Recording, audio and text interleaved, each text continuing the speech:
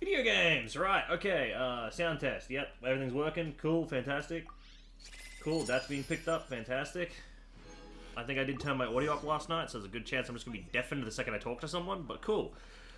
So, where we left off, we were going to a room that was set up for us, and we're about to start the festival. That's right. So we're going to our room, our accommodation for the day, and... yeah, oh, God, this place is pretty. I cannot deny, I really do enjoy just how pretty they made this place. This might be my favorite region so far, and we haven't even explored the other half of it. So, I assume there's like a desert area over here or something, because they've been talking about a desert area, and I assume it's over there, or it's to be released or something. But for now, this place is just so pretty. I love it. Here we are. It's also fairly close to where I've been staying. Oh, so she's not staying at her house. It looks really nice. Yeah. I mean, that's exactly what I was just complimenting the game for. I'm sorry for this trouble, Dunyazad. Not at all. Just tell me more about your adventures when you next get the chance. Dunyazad. Yeah, okay. That's Paimon's specialty. Paimon can tell you stories next time. We actually have a lot of stories. We'd be great at storytelling. About your plans for tomorrow. Oh, if you Our don't plans mind, for tomorrow. how about we all walk around together tomorrow? Yeah, we could be your bodyguards. All of my friends will be working the festival, and Dia's still insisting on her covert protection. Yeah. It'll be pretty hard to relax and enjoy the festival if Dia's constantly hovering over you, right? Yeah, I'll keep you company. I hate the idea of get information, but because technically our character says both, I'm gonna pretend that we said keep company. Then let's meet at the nearby bazaar first thing tomorrow morning. Have a great night. It's a deal. Good night, Dunyazad. Dunyazard. Okay. I may be too excited to fall asleep tonight. Paimon's starting to really look forward to the Sub-Zero festival too. Will there be lots of yummy food? If there's not, it's a shit festival. I'll say that right now. Oh, no. Thinking about food is just gonna keep Paimon up all night. The earlier we sleep, the better. Let's go inside, Traveler. What if the Traveler has pajamas? We haven't seen the Traveler change their clothes once. So they have... Did we oversleep? Well, it looks like he just woke up in those clothes, so I guess the Traveler never changed clothes. I guess the Traveler's just stinky as hell. We should go meet Dunyazad right away. Oh yeah, nifty little room. There's no door. Oh wait, no there is. Okay. I was about to say there's no door in this room. Interesting. Alright. Is she in the festival? No, she's down there in front of everything. Okay.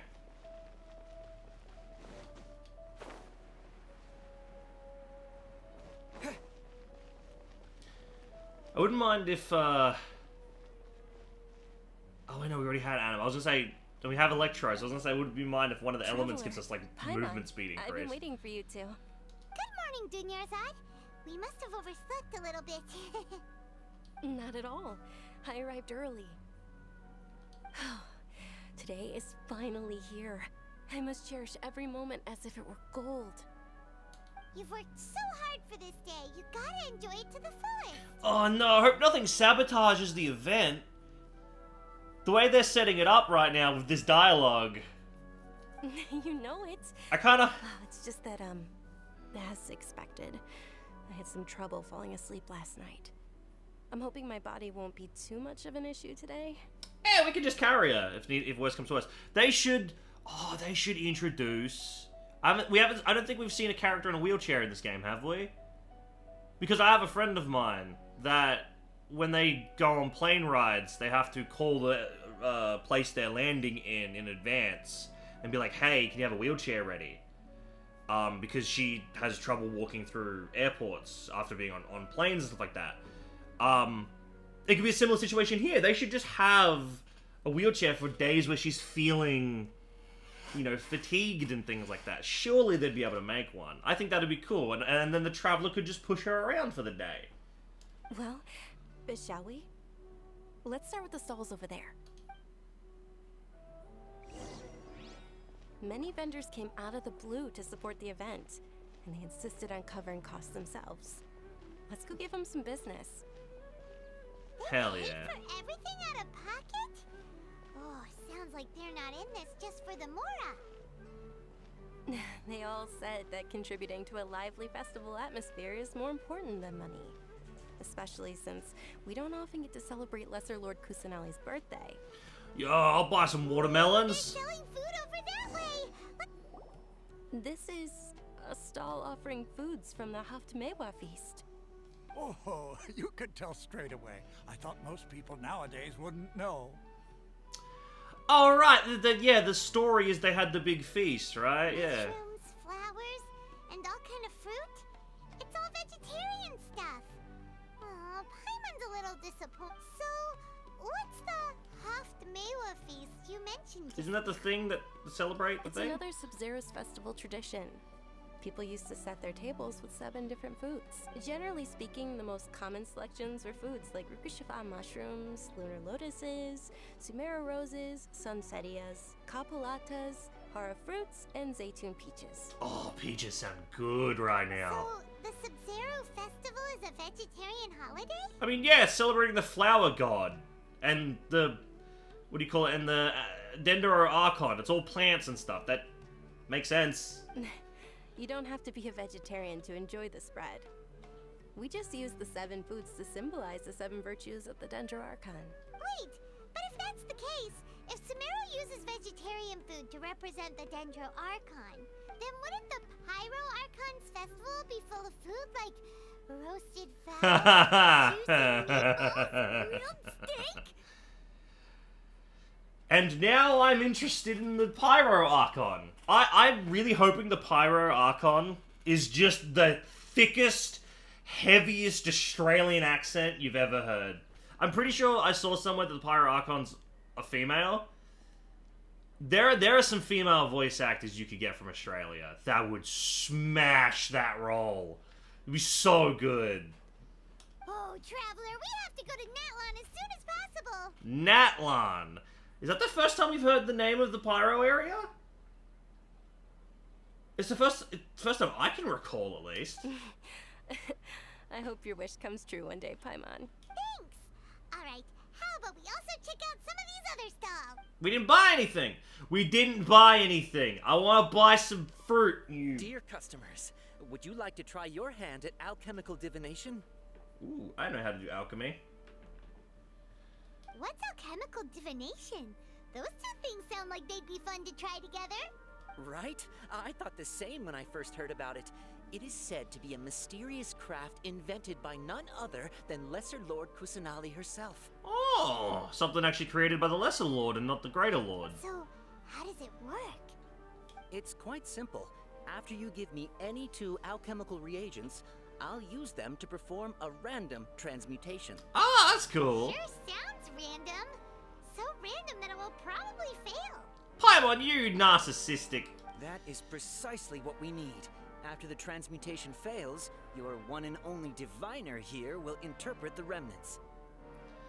No, why is it so pessimistic? I'm cool with this. This sounds hilarious. I'd like to see things turn to dust. That'd be awesome. Well, according to Lesser Lord Kusanali, everything is interconnected, and all that occurs can be traced back to fate. You could say this is a pearl of old wisdom. Why does everything sound so much more credible when Dunyarzad says it? Are you guys working together? So that's the true wisdom behind it. This young lady sure knows her stuff. So, how about it? Want to give it a try? Yeah. 2 random things. Let's see. Let's fuse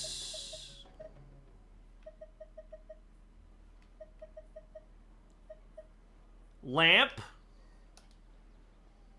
and okay, mushroom. I'm gonna put lamp and I don't want a mineral. This one. Magical crystal chunk, yeah. Yeah. Those 2. Let's see what happens. Okay, one moment. It's the moon. Paimon wants to take a look too. Is it? It looks more like a pie that Paimon bit into. Generally speaking, the moon signifies... It means... Wait a moment. Yes, to consult his books. That's funny. Is he really looking it up in a book? Oh, I remember now. It means illusions and lies. Illusions and lies? That sounds rather ominous. Yes, but this book says that if you trust your intuition and overcome your fears, the sun will surely rise. So, it's some generic stuff, but it's kind of cool. He's not even trying to hide his book anymore. Naturally, fate will only ever show you the beginning of a journey. It is up to you to forge your own ending. Oh, thank you so much. I'll keep that in mind. Okay, so here's the thing about this. If Lesser Lord Kusanali made this technique, then I would actually trust someone who's using a book more than someone who's just saying it off the top of their head. Because then it leads to credibility of this guy has a book on Lesser Lord Kusanali's teachings of this matter, and he's consulting the book for something he doesn't quite remember. So it's like, this guy's genuinely trying to learn something. I would be more invested to see he had a book versus someone who's just like, yeah, it means this. Oh, it's nothing. I'm just learning as I go. Guess that was still pretty interesting. Okay, on to the next stop. They say the Sub-Zerus festival was very lively a long, long time ago. Large flower carriages used to parade through the city.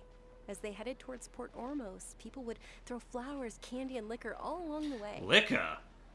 Dunyarzad's eyes are sparkling right now. Are they? I wish I could have seen that spectacle. But if you ask me, I'm sure Nilu's dance of Sub-Zerus will be just as impressive. That's the part I'm looking forward to. Is the dance performance.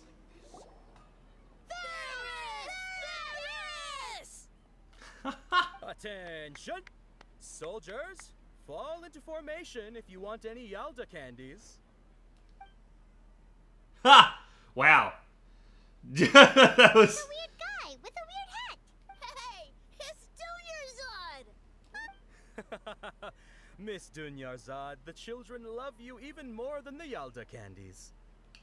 In the few short days it took to prepare for the Sub-Zerus festival, the children have all grown very fond of you. I mean, she's hosting a festival by herself. The Night of Flowers. It's an honor that you know my name. Attention!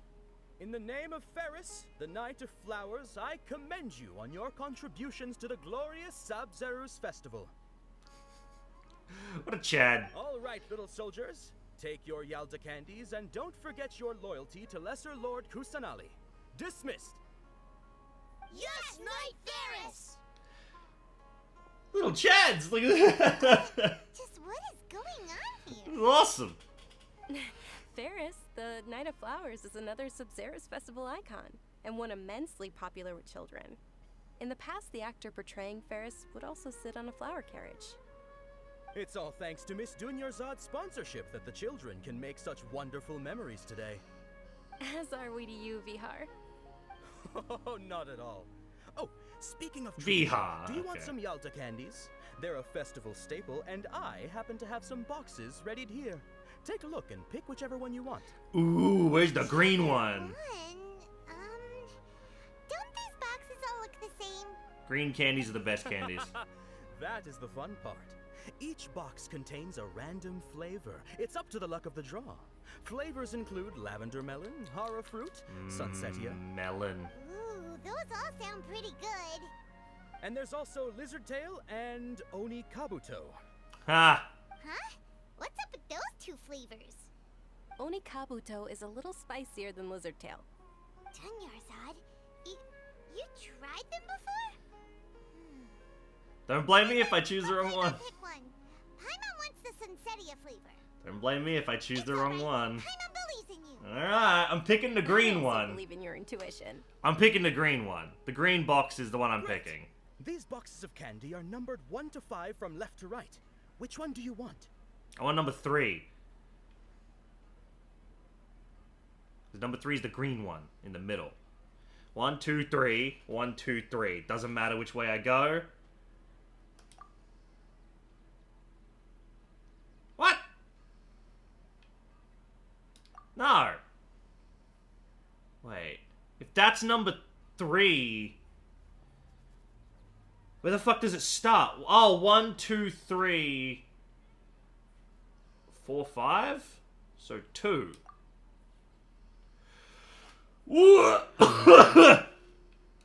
How the fuck is this listed?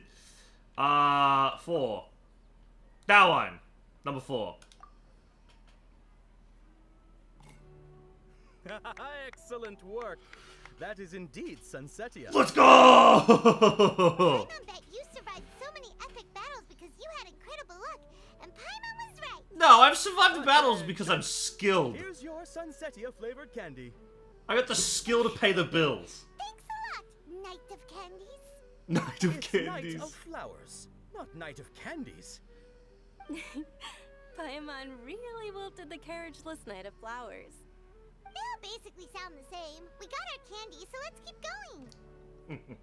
That sounds like a fun game. Actually, I You just pick a remembered box that I and left you get a something random behind. candy. Since you're here, can you come with me to get it? Not a problem. Dunyarzad, you probably forgot because you're so excited about the Sub-Zeru's festival. How embarrassing. I'm liking this festival thing. It's cool. Oh, cool. I don't gotta follow her. I can just run. Wait, hold on. You. I picked all the... Oh. Was the one guy we didn't buy anything from, was that guy, and I wanted to be like, sorry about that, I'll buy some fruit from you, but he's not an actual merchant.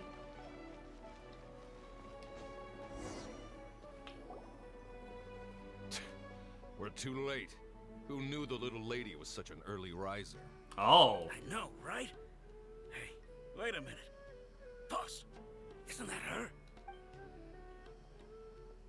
Oh, that most certainly is. We're in luck. She's walking right into our clutches. Those Eremites don't look like they're up to any good. Who are you? I don't believe the Homayanis hired you. That's right. We haven't received any of their mora, but I wonder how much the Humayanis would shell out to get you back. They're a gang of kidnappers! Traveler, hurry and protect Dunyarzad! We'll be fine. Hey, Did you scumbags Yeah. ever consider that the Homayanis might have hired a merc that outclasses you? Yeah. Remember, she's tailing us the entire time. Dia the Flame Main. No wonder we mercs haven't heard anything about you for so long. You sold your unruly mane to the highest bidder. Don't speak so disrespectfully. My family started working with her as gratitude for her past kindness to us. Don't worry about it, my lady.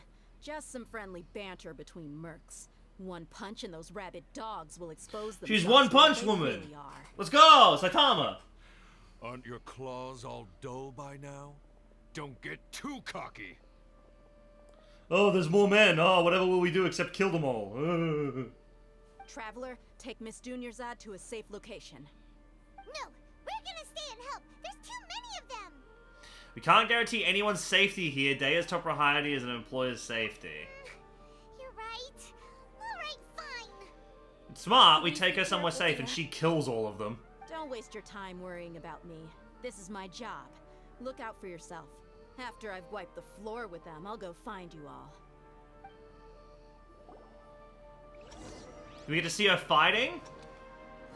Oh. No, I gotta... Okay. Escape within the time limit. Oh no, whatever will I do? Ah, the time limit. Oh. They give you a minute to do that? Dunyarzad, are you okay? You look a little pale. Are you in shock? We didn't carry her? I'm fine. My body always reacts like this whenever I exert myself. We too didn't much. carry her? You sure you're okay? We can bench press, like, I'll be fine with trucks. some rest. I'm more worried about Dia. After all, none of this would have happened if I hadn't insisted on coming out today. Ah, don't worry, she's tough. Yeah, don't worry.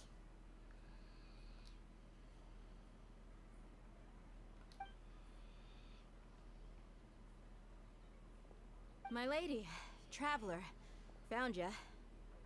Imagine if she's, like, missing an Took care arm. of them so fast. Any more of them? Or rather, did anyone follow you? No, I just checked. Dia, your arm. Oh. Oh, this? I'm fine. It's just a scratch. Normally, they wouldn't have been able to land a hit on me at all, but I'm still getting used to this new greatsword. Yeah, she is a great sword user. Cool. Please, let me take a closer look. Come on, it's nothing. Us mercs aren't as fragile as you think.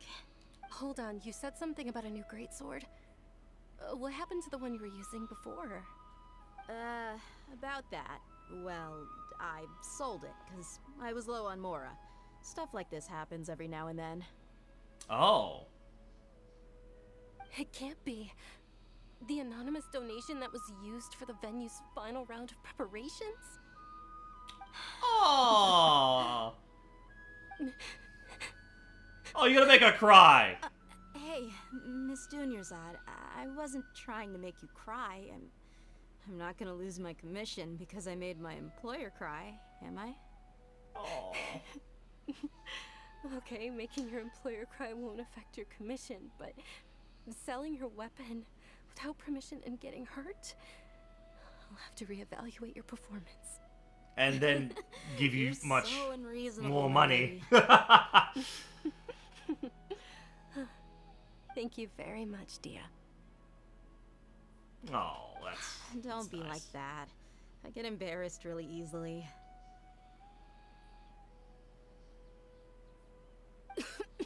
And she's died, and she's dead. Rest in peace. I wish the autoplay would actually autoplay, like at a proper speed. My lady, your condition. Traveler, can you take her somewhere to rest?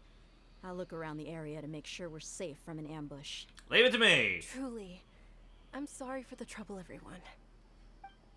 I would take her into the festival area. That's what I would do. But apparently this game wants to take us further and further away from the festival area. But I would take her to the festival hall, where all the flowers and stuff are. And let her rest in there instead of down here. But that's just me. Are you feeling better, Dunyarzad? Yes, much better. Just give me a few moments and I'll be good to go. Just how serious is your illness? I didn't realize you were concerned about it. I guess I shouldn't continue to keep it a secret. I was actually born with Elazar. It's terminal now. Hey, it's the scales! Why'd she take off the thing she was wearing for the scales? Elazar? I believe it's Elazar. I knew it was Elazar, by the way. Oh, you've already heard of Elazar. In that case, you probably know about its severity. Sumeru's current medical advancements still haven't been able to find a cure. The disease's progression can only be delayed through environmental therapy. Yeah. Yarzad. There's no need to be sad. I've always lived with Elazar, and I came to terms with it a long time ago. Compared to the simple fact that I'm afflicted with this, its effects on my life have been much more painful. I know that my family loves me dearly. They've done all they can to provide the best environment for me, so that I can live for that much longer. However, I know I will one day succumb to this. Damn. Did you know? Before I ran away from home this time, the world outside of my home didn't even know that I existed.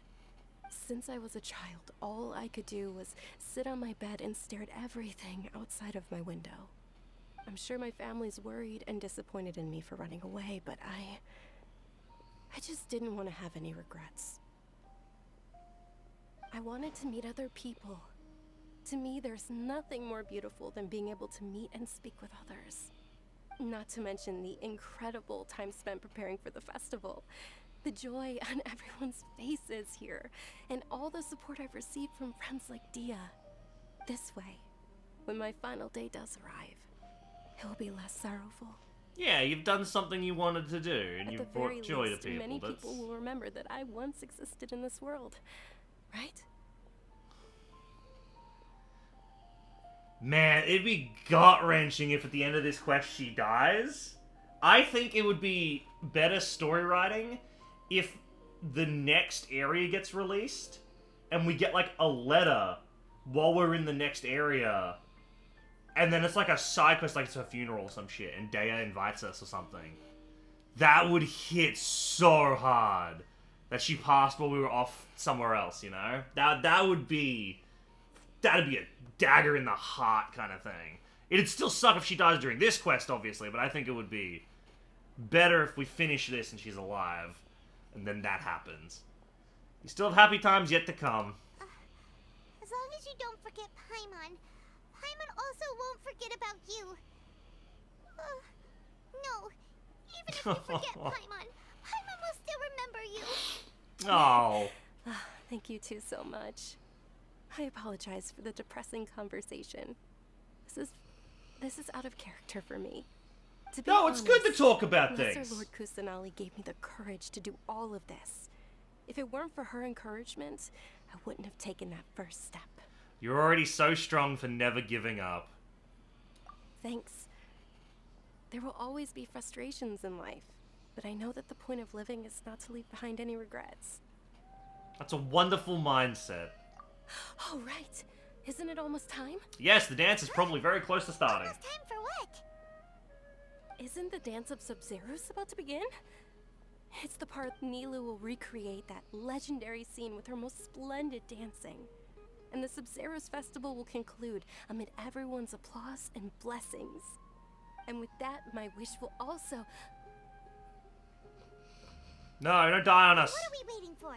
Let's go to the stage. Yeah, we should still make it in time. And I'll offer to carry you, because I can bench press lions and tanks, because my character is ungodly strong. But you'll be like, no, don't worry about it, I can make it, and then you'll die. Like... I could probably sprint at full speed while carrying you, and it wouldn't even affect me. The law prohibits this type of performance from taking place without prior permission? Over there! Someone's yelling at Nilu! Oh no. I think I just saw the Academia's Grand Sage. Why is he here in person? But the Dance of Sub-Zeros is one of the key parts of the Sub-Zeros Festival. If we can't perform it... The Sub-Zeros Festival. The law also prohibits the private hosting of large-scale religious festivals.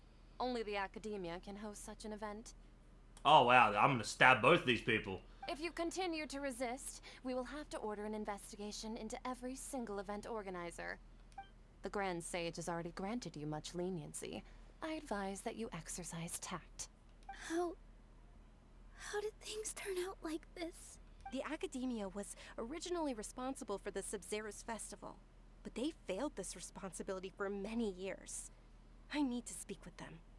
If we force our hand too much, the situation may get ugly. This is a hard pill to swallow, but you're right.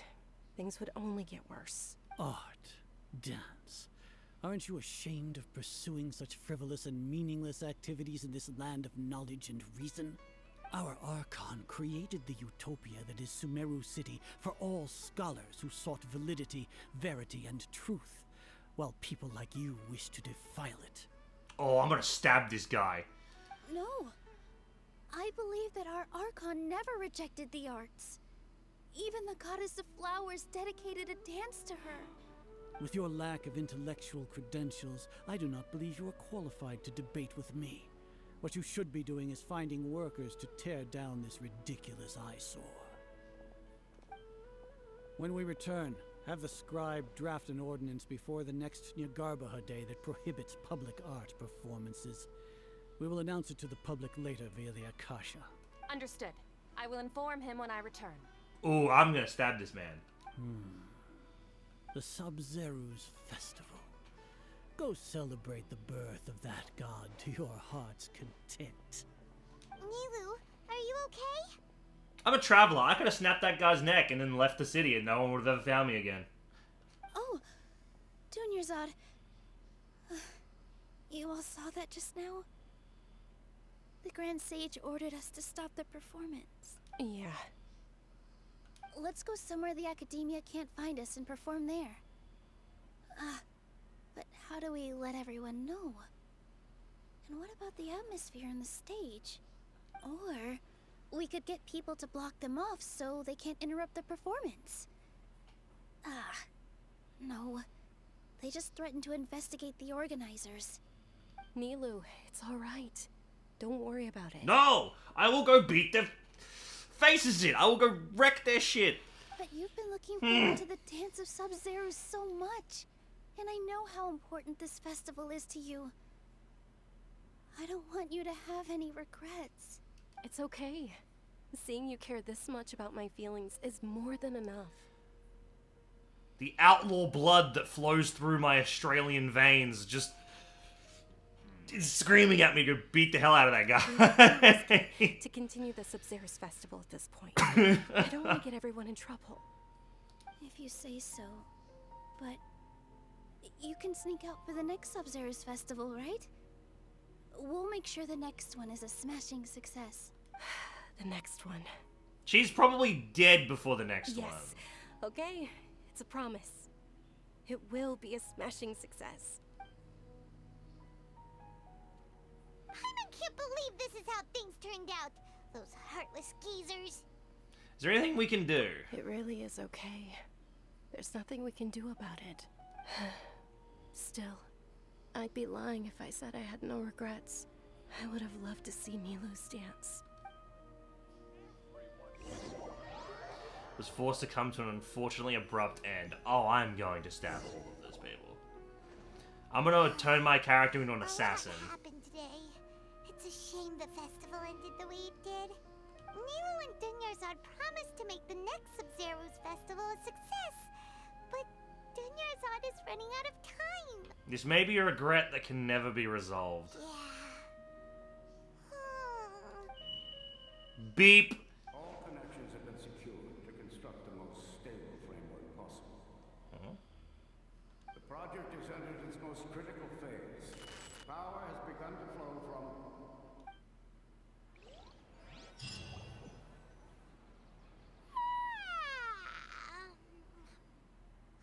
Oh, we're gonna be late! It's all because you wouldn't get out of bed!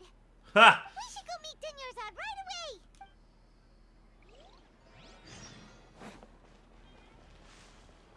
Wait. The arrival of the Sub-Zero Festival. Wait. What? Good morning, Dunyarzad. Sorry we're late. Not at all. You seem kinda tired. Did you not get enough sleep? I'm doing well. There's no need to worry. Shall we go? Let's start with the stalls over there. Sure! Traveler? Why are you just standing there? Let's get going!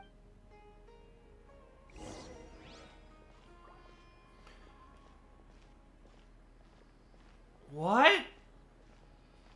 Duff. Ooh, they're selling food over that way! Let's go take a look!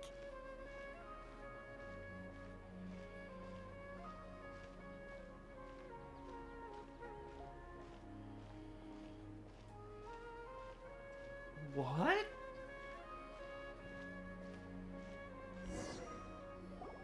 This is a stall offering foods from the Haftmewa feast. You are quite well informed, miss. I thought most people nowadays wouldn't know. They're all plants! Oh, Paimon's a little disappointed. Actually, what is the Haftmewa feast you mentioned just now? It's one of the Sabzerus festival's traditions. People used to set their tables with 7 different foods to symbolize the 7 Something virtues feels of the Dendro Archon. really familiar. Appear to be in the form of the moon. Oh, we're just skipping through shit. Okay.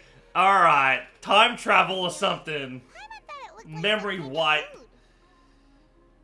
The moon signifies...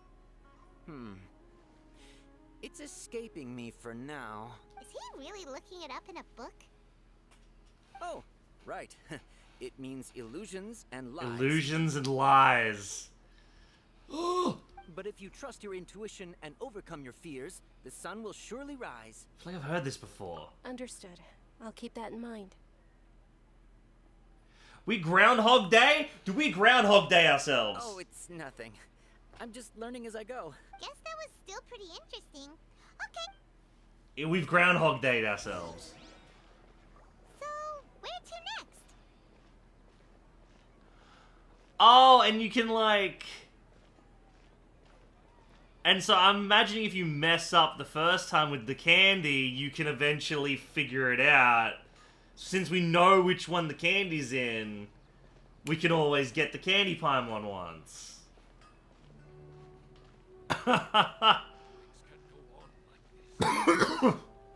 What the hell? Alright, soldiers. Now that you have your Yalda candies, don't forget your loyalty to Lesser Lord Kusanali. Dismissed! Yes, Knight Ferris! What's going on? Is this a play? Ferris, the Night of Flowers, is another Sabzerus festival icon and one immensely popular with children. It's all thanks to Miss Dunyarzad's sponsorship that the children can meet the Night of Flowers. Oh, do you want some Yalda candies? I happen to have some boxes readied here. Take a look and pick whichever one you want. What's to pick? Don't these boxes all look the same? It's not that simple. Each box contains... Ooh! And there's also lizard tail and... Yeah. What? Traveler, help Paimon pick one. Sunsetia, we know which These one's the boxes Sunsetia contain one. number 1 Sunsetia to 5 is from left to... number 4. Ah, excellently chosen. Number 4 is indeed Sunsetia. Paimon bet you had incredible luck, and Paimon was That just now, I don't think that was luck. I don't know why, but I knew it must have been number 4. How's that possible? It's obviously random. Why do I have this strange sense of deja vu? Maybe we didn't sleep very well last night. Or maybe we slept too much. So you said, no, but I need to leave for a moment. Sure. Huh? Where are you going? You're just gonna walk off like that? We're gonna go beat the shit out of those guys. Go to Lambad's Tavern. What the hell's up with the...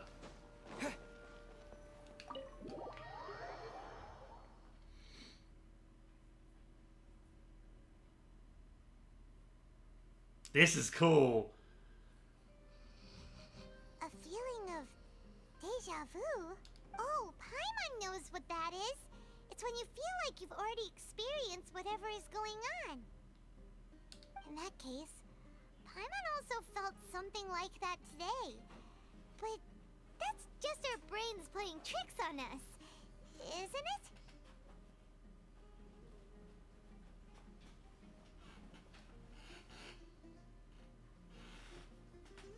He's a good boy. Who's a good boy? So, why'd you run here in such a hurry? I want to do something I normally never would. I want to see if I can get rid of this deja vu. So that's it. You're intentionally doing things you usually wouldn't and seeing if you still get that same feeling of deja vu.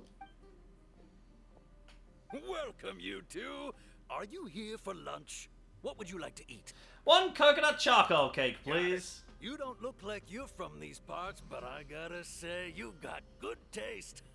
I'll give this order to the kitchen. Coconut charcoal cake? Isn't it that burned thing that didn't look tasty at all? Oh, Paimon understands what you're trying to do now. You'd never normally order something like this.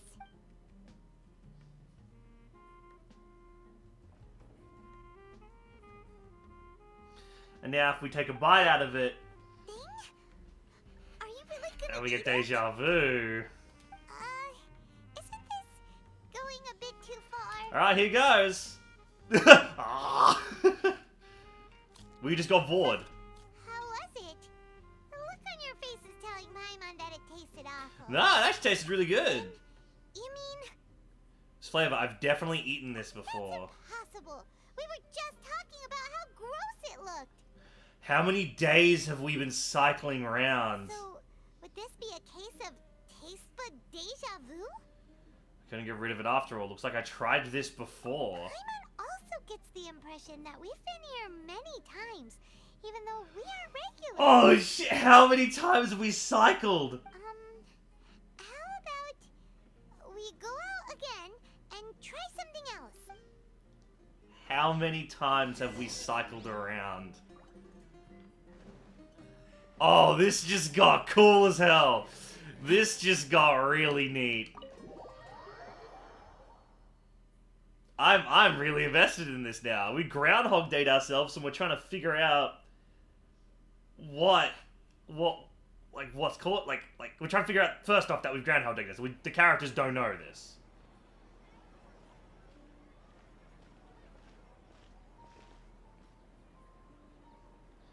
Hey, Dinyarzad is sitting by herself on that bench over there. It's because she got accosted and she had to run away, right? What a coincidence, Dinyarzad. We meet again. Why are you sitting here all by yourself? Oh, I ran into some kidnappers just now, but thankfully Dia came to my rescue. I started to feel unwell after that, so I sat down here. Kidnappers? Oh my goodness, are you hurt? I'm okay. Dia's arm got scratched, but it isn't serious. Whew. That's a big relief. But, Dinyarzad, you seem a little down today. It's the Sub-Zero's festival, and you've been looking forward to it so much. Not at all. I've always been like this. Excessive physical exertion or strong emotions tend to aggravate my illness. Besides, no matter how amazing today may be, it is but a single day. After however many more days, my time will come to an end. It doesn't quite follow you. The Dendro It Archon. feels like something's really got you down right now. The Dendro Archon is repeating the days because she wants the day to last forever. It really is fine. I don't mind. So, number of events. Have you noticed anything out of the ordinary? Did something happen? Dinyarzad, have you ever felt deja vu? You know, like when you've already experienced something that's happening right now? Deja vu? No. But my days have been the same for years now. Even if I were feeling deja vu, I suppose I would already be used to it. Oh, Paimon sees. Then, is it only the two of us? It's almost time. Huh? Time? Nilu's Dance of Sub-Zeros. And the old person stuff's gonna happen again, and everything, and then we go to sleep, and it's the next day.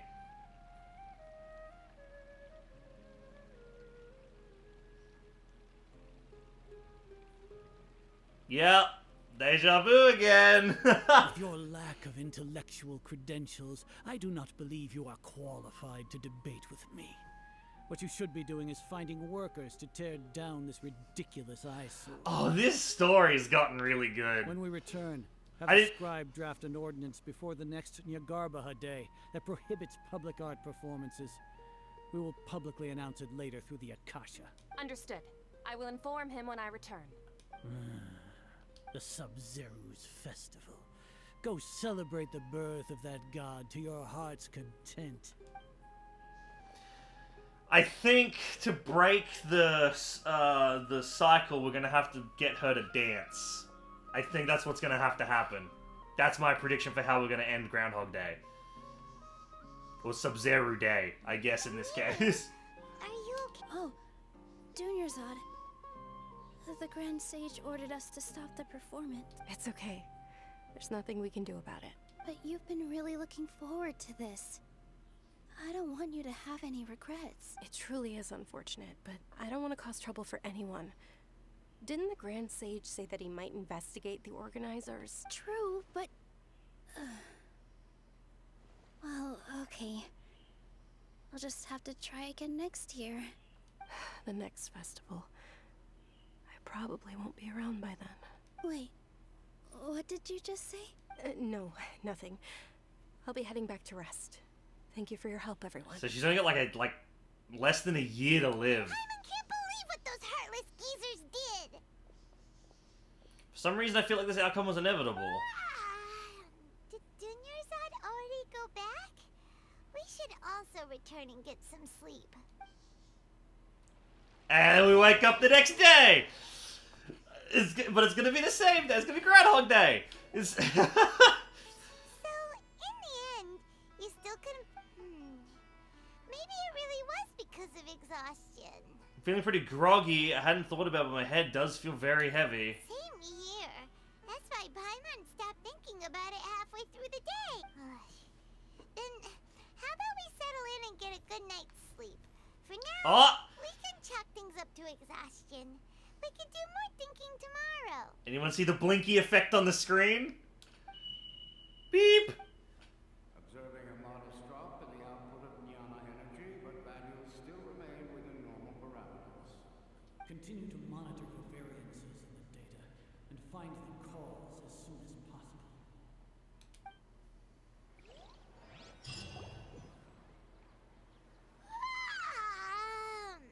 Why does Paimon feel so tired after so much sleep? Anyway, we should go meet Dunyarzad right away.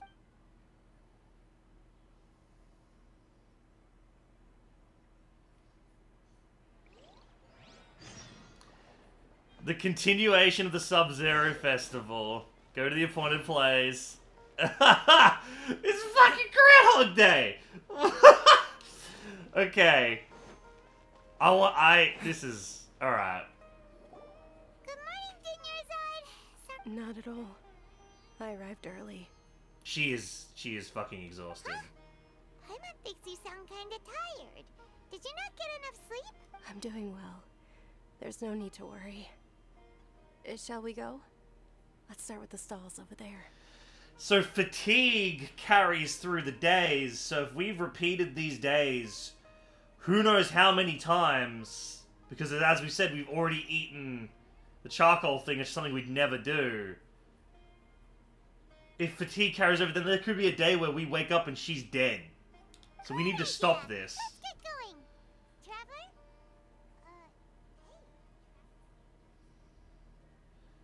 A strong sense of deja vu. Skip through the day. It's all thanks to Miss Dunyarzad's sponsorship that the children can enjoy the Sub-Zeru's festival. Oh, are you interested in Yalda candies? I have some boxes of candy here. Pick whichever one you want. Not much of it. It's not that simple. Each box contains a random And there's also lizard Okay. No problem. These boxes of candy are numbered 1 to 5 from left to right. Which one? Number 4, number 4, number 4, number 4, number 4. It's, oh god! 1, 2, 3, 4. Number 4. Oh, I like your confidence. No hesitation at all. Oh, congratulations!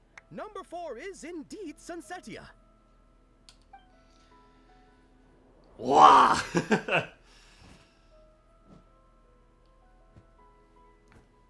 Oh, we've done this so many times. Paimon knew he always had incredible luck. Number 1 is Lizard Tail. Paimon's not... Oh, wait. How did you know?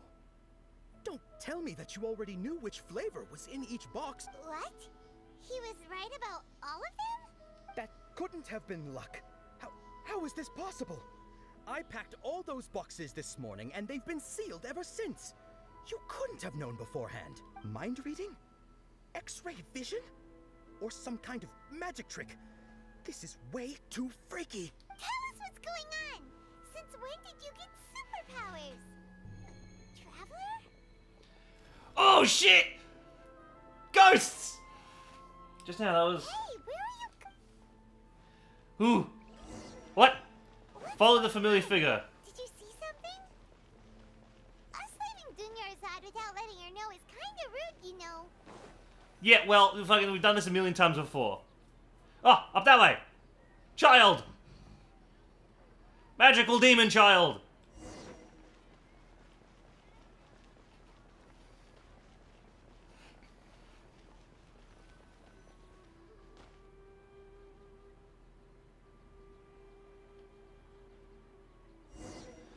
Magic demon child! What if this is the god of flowers? Like reincarnated or something? That'd be kinda cool. Demon!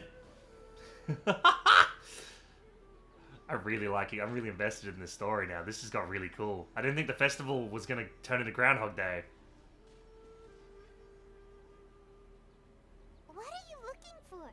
Why did we come here?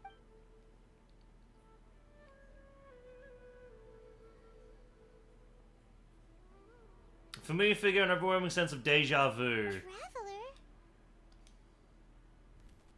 Oh!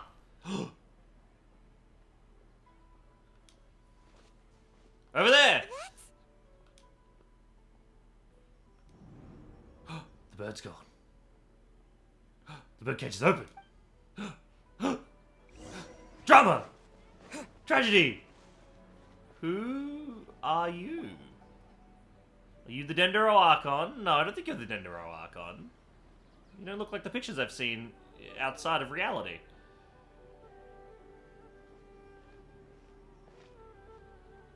Oh no, maybe you are. Hello? Small child. Ah! Look! Isn't that Dunyarzad? She was still with us just a moment ago. What's happening here? Why are there 2 Dunyarzads? You already know that this isn't your first Sub-Zero's festival, don't you? Alert? I'm sure you already know how to use this. A knowledge capsule? Where did you get it? What's inside? It's the Archon. You should use it too, Paimon. You know Paimon? Let's use it together, Paimon. Well, this seems kinda sketchy, but Paimon feels like this is what we should do.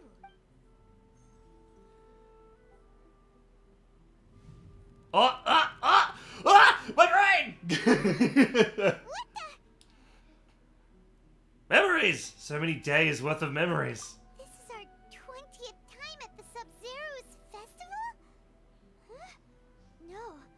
The 30th? 40th? Just how many times have we been to the Sub-Zero's festival? This is freaky! Trapped in a single day? It's the Archon! What the heck was inside that knowledge capsule? Your memories are still scrambled? Try your best to remember. This isn't the first time we've met, and I answered that question a long time ago. I hate it when people say a long time ago in relation to, like, Groundhog Day stuff. Because how long is a long time ago? Like 100 years?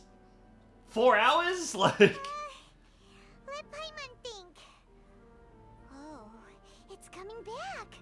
Meeting you was the real catalyst for restoring our memories, and the knowledge capsule was just your means of showing our minds the way. What about everyone else? Why are you only helping the two of us? Your sense of deja vu is stronger than everyone else's, yes? As for an explanation, you two received the blessing of Dendro, and you also have special, sensitive constitutions. It's true, we are special snowflakes. It was as if a single sheet of paper was separating those memories from your consciousness. What's wrong with Dunyarzad over there? A familiar question. I think this is the 7th time you asked that. Jesus. As you can see, she isn't doing well. You probably sensed it too. The Dunyarzad you were just with is different from the first Dunyarzad you met. That first Dunyarzad is in front of you right now, and she doesn't have a lot of time left. How long have we been trapped here? What we need to do right now is break out of the cycle. Looks like you're almost done sorting out your brain. Oh yeah, I'm Nahida. Hello, Nahida. I know, you've introduced yourself before. You passed the test. What's happening? You can awaken our memories, and you seem like you know what's going on. Oh, wait. Please don't tell Paimon even you don't know. Everything in this world runs in a loop. This cycle is called a samsara. You, me, and everyone else are all stuck inside a one-day samsara. Okay. As for the truth, that's on you to find out. If you were told the truth instead of discovering it yourselves, it would literally blow your minds. I don't know how you'd be after that. Oh, it'd drive us mad. Okay. I can only give you surface-level help, like bits of information and subtle hints. For the rest of the time, I'll be doing all I can to slow down Dunyarzad's illness. She looks like she isn't doing well at all. Her illness gets worse after each Sub-Zero's festival. If we can break out of the samsara, I might be able to save her. But as things are right now, she's just a small bird in the sky that's about to lose its last feathers. All I can do is raise a gale to delay her fall. Oh. You sure love to use weird analogies. Analogies are wonderful tools. They let you use existing knowledge to understand unfamiliar things. Okay. Okay, so, with what you know so far, what do you think the truth is? Let me collect my thoughts. Oh, what the hell? When you enter a state of contemplation, you can choose any text entry to interpret it. This interpretation process involves analysis of text entry that may yield new entries. Once interpreted, you may submit that text as a conclusion? I quit university. I didn't need to go back to it. Some text entries can be associated with another once interpreted. Select associate to choose another text entry. Then select trigger association. You get a new text entry before. If one of the text entries of the current page can be used as a conclusion. Oh my god. Oh my god.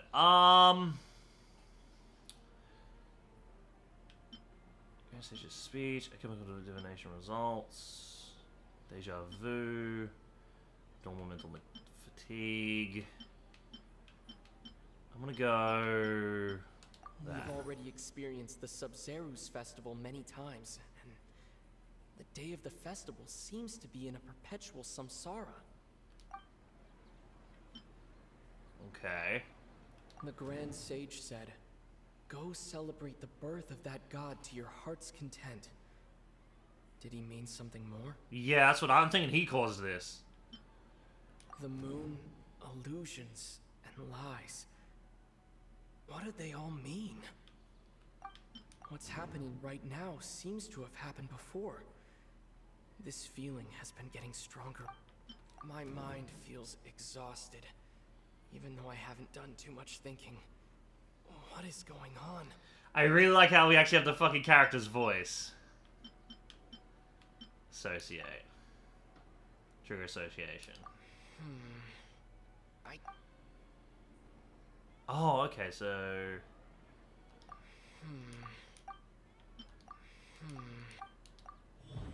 Okay. Time loop has unlocked more stuff. That should be it.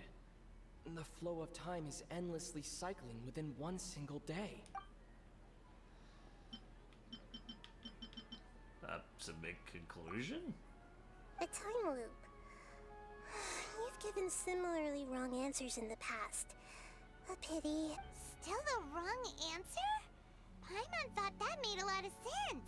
It feels like time's No, just we're repeating trapped itself. somewhere, and Homeboy is like, we're stuck in like a simulation or some A shit. simple time loop can't explain some of the phenomena. You two are still missing a lot. Dunyarzad. The Sub-Zero's festival is happening every day, but that doesn't mean we can waste an infinite amount of them. Hurry and find the truth before today's festival ends. Shit, we got one day. Okay. Let's think about our current situation. To save Dunyarzad, we have to escape the samsara of the Sub-Zero's festival. And to do that, we need to figure out what's happening. The truth. Nahida rejected the idea of a time loop, so we must have missed something. It's the old man. Memories say that we've already done this many times, but let's go talk to people again. It's more productive than sitting here and scratching our heads. Why don't we start with those stall owners? Find clues about the current situation. I guarantee you it's the old guy. It's the old guy. He's put us in some kind of simulation. That's why we're hearing things at night, because they're like, we're hearing things outside of our tank that we're like suspended in. That's gotta be it.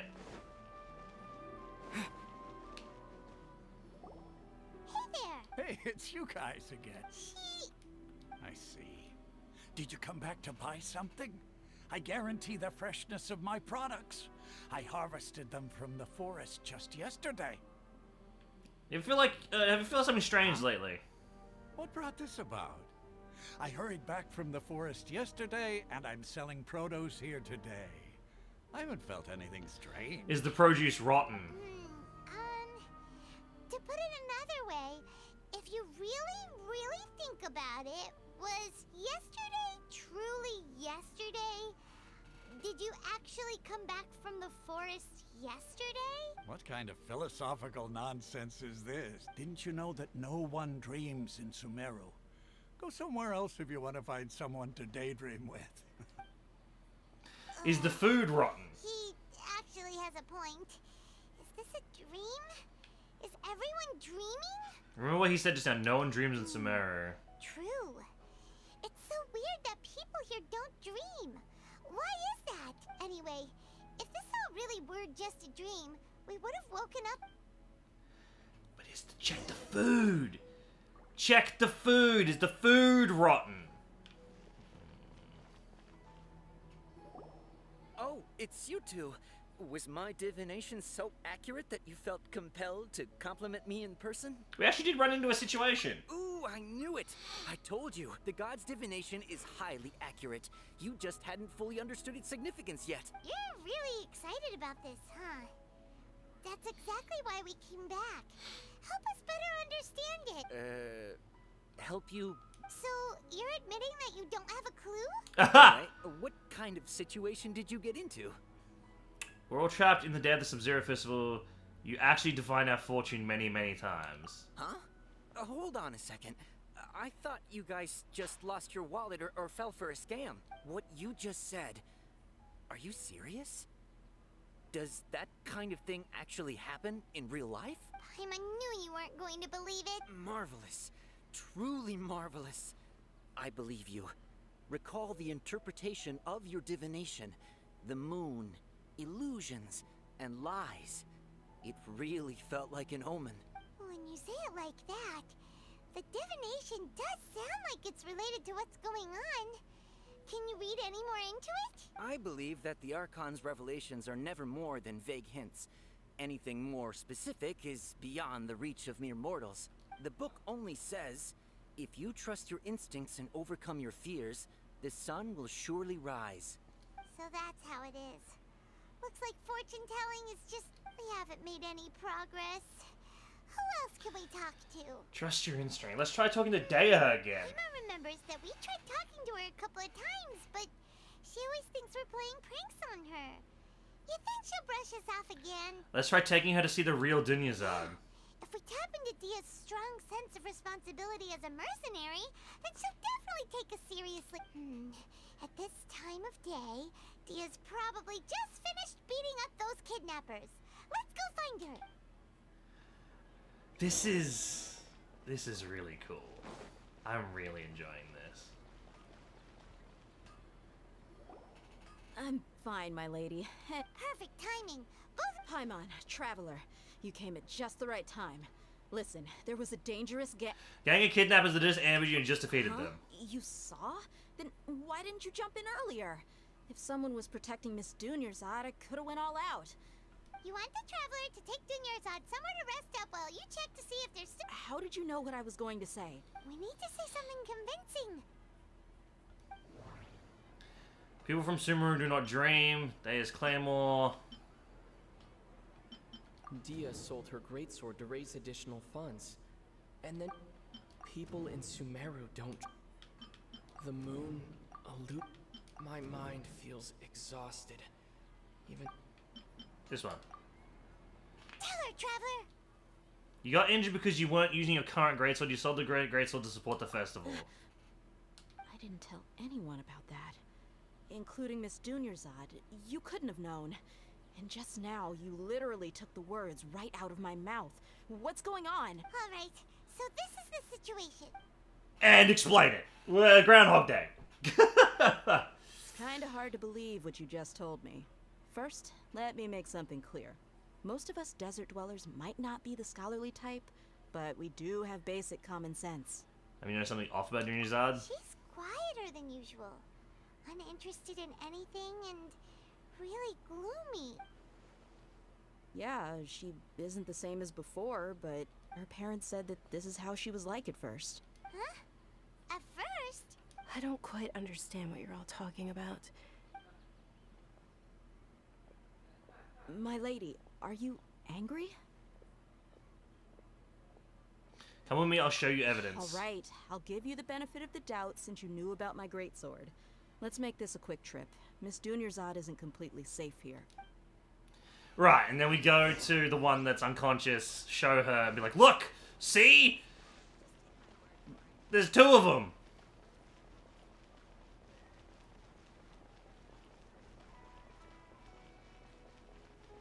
I'm really enjoying this. Wish I had more people here to enjoy this with me. I wish Josh was here, because this would be a mindfuck and a half for him. Yeah, we're good.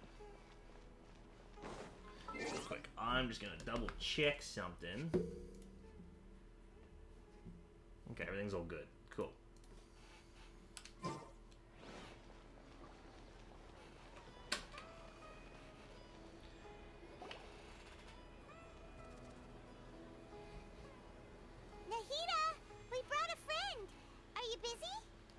I told you that it won't help to bring anyone here. We just wanted her to see the real Dunyarzad's condition. The real Dunyarzad? Where and who are you talking to? Huh? I told you that you two are special. Other people can't see me or Miss Dunyarzad here.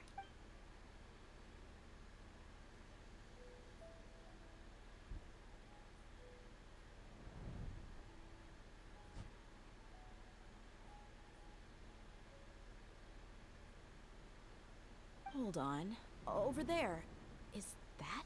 You can see her? Wow. How perceptive. Does she have invisible antennae? Miss Dunyarzad, she's lying down here, isn't she? How's she doing? Her condition's really bad. and she's basically in a coma. How did you know she was here? I can sense her aura. There are also lingering feelings of something like regret or disappointment. What happened? Do you believe us now? The Sub-Zero's festival has been repeating itself. We can discuss the issue of Daya, who finally understands the situation. You Fantastic. think the sages are behind this? Yeah, they've always been against us. Wouldn't surprise me if they're using the Akasha to intentionally repeat the Sub-Zero's festival as a sick joke. You have a point. Aside from the Dendro Archon, the Academia's sages are the only ones in Sumeru who could pull off something like this. Maybe there's more to the Akasha than we know. Nadia, can you tell us anything about the Akasha? Right! Didn't you awaken our memories using something that looked like a knowledge capsule? That means you must know something about the Akasha! The Akasha relies on the power of a gnosis to operate, as it is the manifestation of the God of Wisdom's power. It compiles the wisdom of the entire populace, and it grants knowledge to the people.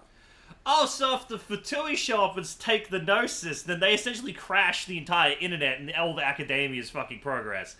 I'm actually on board with the Fatui this time. A gnosis could do that? No wonder the Akasha is so magical.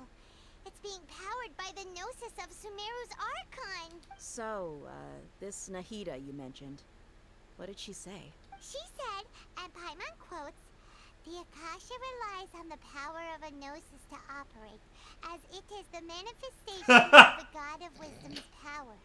It compiles the wisdom of the entire populace, and it grants knowledge to the people." Compiles the wisdom of the entire populace and grants knowledge to the people. Wait. What's up? I get the grants knowledge part. That's what people have always used the Akasha for. But compiling the entire populace's wisdom? How does that work? Did she mean that the sages enter new knowledge into the Akasha? Most information from the Akasha comes from the Emerald Sword. Oh, yeah. That sounds about right. What do you think? Yeah, more Brain Blast! Come on, yeah! Information from the Akasha... Okay, Nahida said the Akasha relies on the power of a gnosis to operate, as it is the manifestation of the God of Wisdom's power. It compiles the wisdom of the entire populace, and it grants knowledge to the people. People from Sumeru do not dream.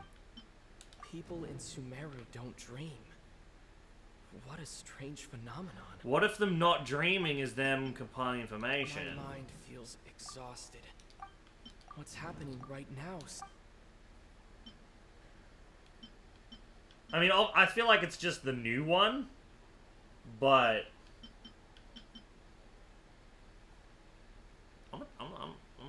my gut's telling me this one. That doesn't sound right. Okay, it was one of the two that I thought it was. You mean the Akasha is causing our mental fatigue? Huh.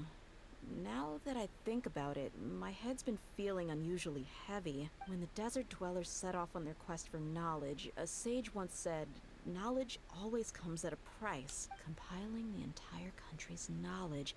You think the Akasha pulled a 180 and is extracting information from us? How would it do that? Who knows? The Akasha can put knowledge into our heads, so who's to say that it can't also poke around in there? We don't know any specifics. What's the point of doing something like that? Just think about it. If you could combine the knowledge of every single person in Sumeru, then you can basically turn Sumeru City into a single massive brain. This hive mind could make breakthroughs in problems that even the smartest geniuses can't crack. An excellent deduction. And the analogy comparing Sumeru City to a massive brain?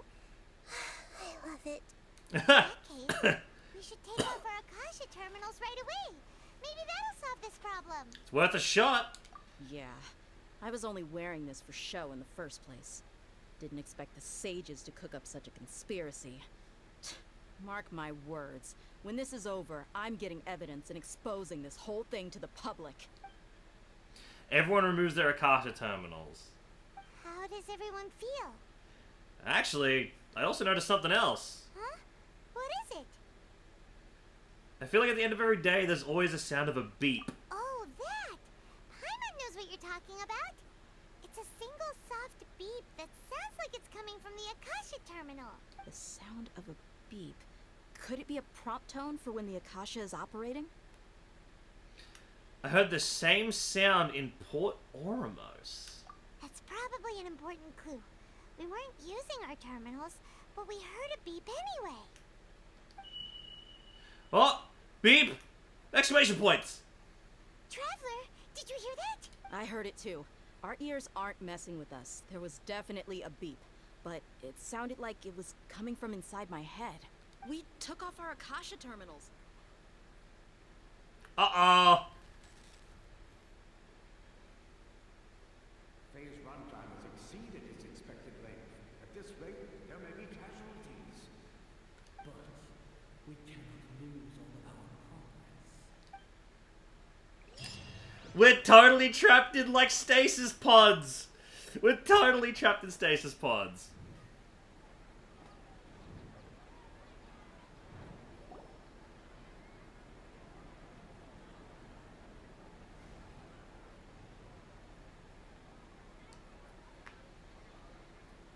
We gotta go stab the sages! We gotta go stab the sages! Kill them! Remembers everything. Good. You adapted quickly this time. At the end of last night. We took off our Akasha terminals last night, but we still heard that. And we're wearing them again. Why is that? We've been implanted with another form of terminals. We failed at severing our connection with them. But now we can at least confirm one thing. The Akasha definitely has something to do with whatever's trapping us in this. This is fucking cool! Paimon doesn't get it. Why would the Akasha go this far if all it wants is everybody's wisdom? It's extremely difficult for lab rats in an experiment to understand why they're being treated the way they are. If we're lab rats, then what are you? Nahida, you've never told us anything about yourself. I guess I'm the moon. You're the Archon! Wasn't that the result of our divination? Anyway, knowing who I am won't help you get closer to the truth, so you should focus on other things. Don't get distracted and miss any clues. Okay then. Dia helped us a lot yesterday. It's got a little time thing. We helped the okay, that's...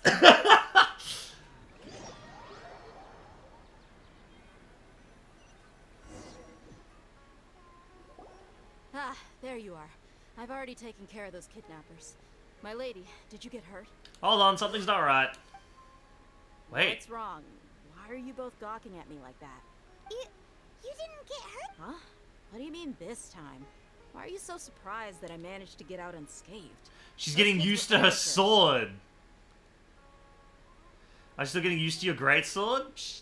How did you know about my greatsword? I haven't told... So Dia's lost her memories after all. During your battle, did you feel anything strange? Strange? You already know that I got a new greatsword. If I had to say something, it's as if I've already used... You're saying that although you don't remember using it, your body feels like it does? That's right. Both mercenaries and warriors heavily rely on muscle memory. Only knowing the theory of battle won't get you anywhere. Sorry, okay, so the mines... Yeah, okay. What do you think? Could it be because we removed our Akasha terminals? This has never happened before. Yeah. Paimon's feeling really hopeful. Is it possible that we've already broken free? Oh, you're right! Earlier in the Samsara, something like this would have never happened. We'll know for sure at the end of the I day. have no clue what you two are talking about, but... So you want us to take Dunyarzad somewhere else? How did you know what I was gonna... No, we're obviously still trapped in the fucking thing. You... we're still... It's just our bodies are feeling it. It's finally nighttime. Aside from Dia not... Listen, Nahida, we found out that Dia got out just fine today. Even though she got injured Do you think the Samsara has been broken? Really? Good job on all that. Hey!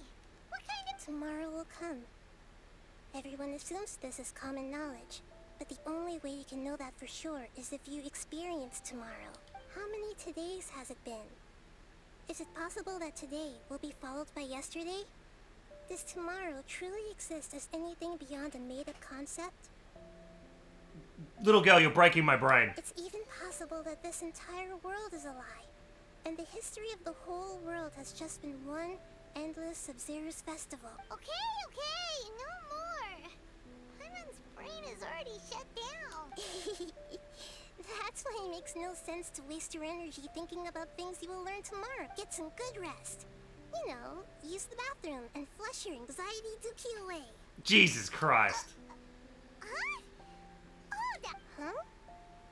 People always say they feel a sense of relief after they take a duk-duk.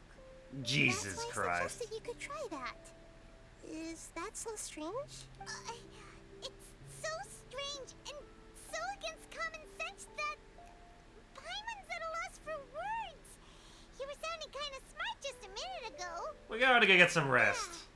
Even though it's happy and lively at the Sub-Zero's festival every day, it feels like it's been a long time since we've really... Beep. Compared to what we stand to achieve, these sacrifices are trivial.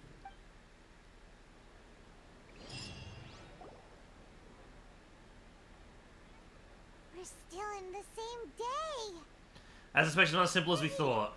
You already knew last night that we didn't break out of the Samsara? Why did you tell us? Would there have been a point? You would have spent the night with new worries, with tomorrow still out of reach. In that case, you might as well rest within that brief moment of hope. An opportunity like that doesn't come by often, and I thought it might help you clear your minds. Paimon thought the Duke did that! Whatever. Guess you were looking out for us after all. Of course. In the time we've been together, you two have been everything to me. Yeah, we've probably been here for like an entire 6 months or some shit. We've grown very close to this small child. Paimon's flattered and everything, but maybe you're taking things a little fast. What I mean is, even though I had asked you to solve this puzzle, you two are still the only ones who can see me and sense my presence. In other words, if you weren't here, I may as well not exist. That's why you two have been everything to me. Get it? Alright, fair enough. You're just talking about confusing stuff again. Anyway, that's enough chit-chat. So, Traveler, did the new clues yesterday... The time loop begin theory when is you indeed stared at the incorrect. Huh? Why are you scrapping your previous theory? Daya's fighting skills have been improving. Denise's illness has also gotten worse. Oh, yeah! You're right! Gosh, how did we not notice that? In a simple time loop... I noticed that! What do you mean? ...should also reset. So, what's your new hypothesis?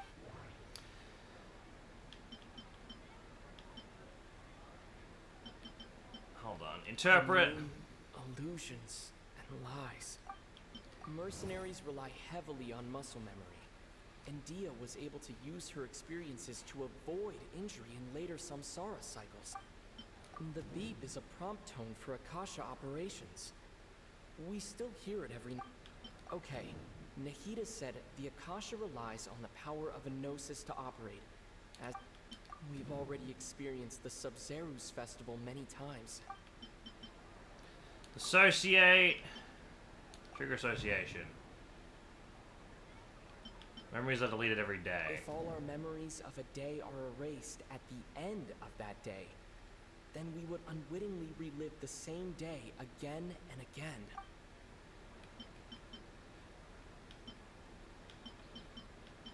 It's the new one. It's the new one. We entered a time loop instead our memories are being erased at the end of each day. Oh!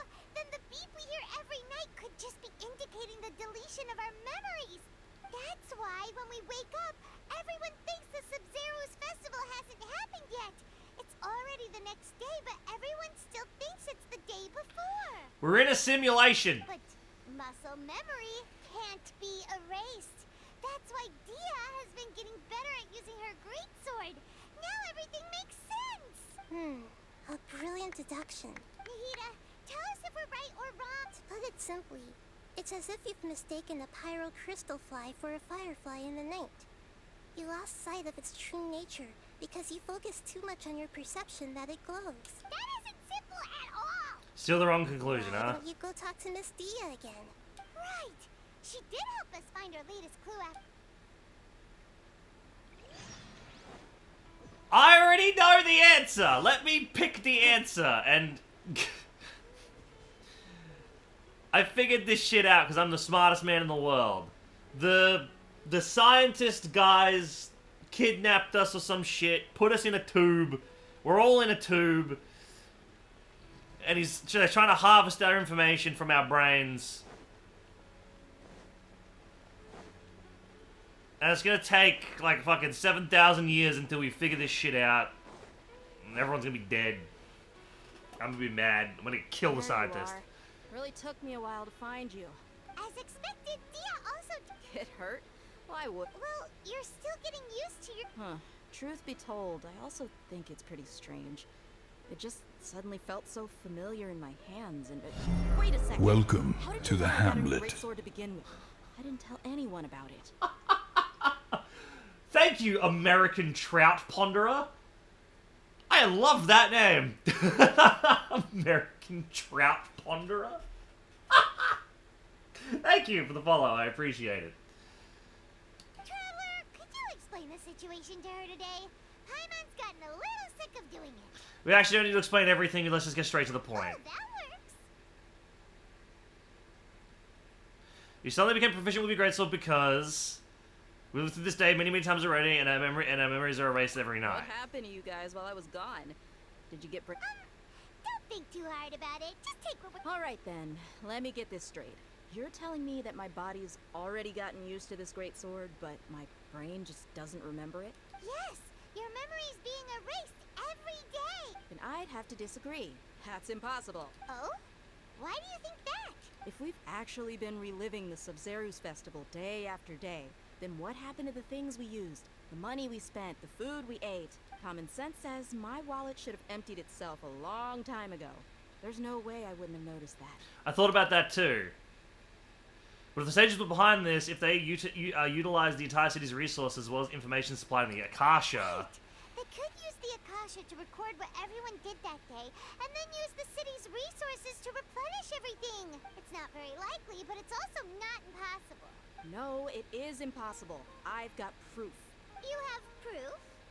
Where? You two are surprisingly serious about this nonsensical discussion. Fine, I'll play along for a little longer. Come with me, Miss Dunyarzad. Please come along as well. I still can't guarantee that this area is safe. Okay, what do you got? Is it the fruit vendor? Dia who wants to show us something this time. 2 days ago, we were the ones taking her to see Dunyarzad.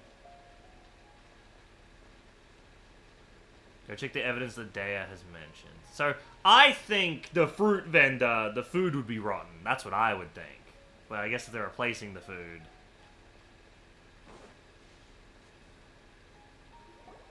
This is it. Huh? This is a wooden training dummy. What about it? See those marks on the dummy? Those are the result of several days' worth of practice.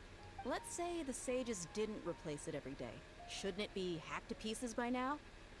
That's true, but what if they did? Then the sages would have had to reproduce every mark I left during previous training sessions. I'm a professional fighter.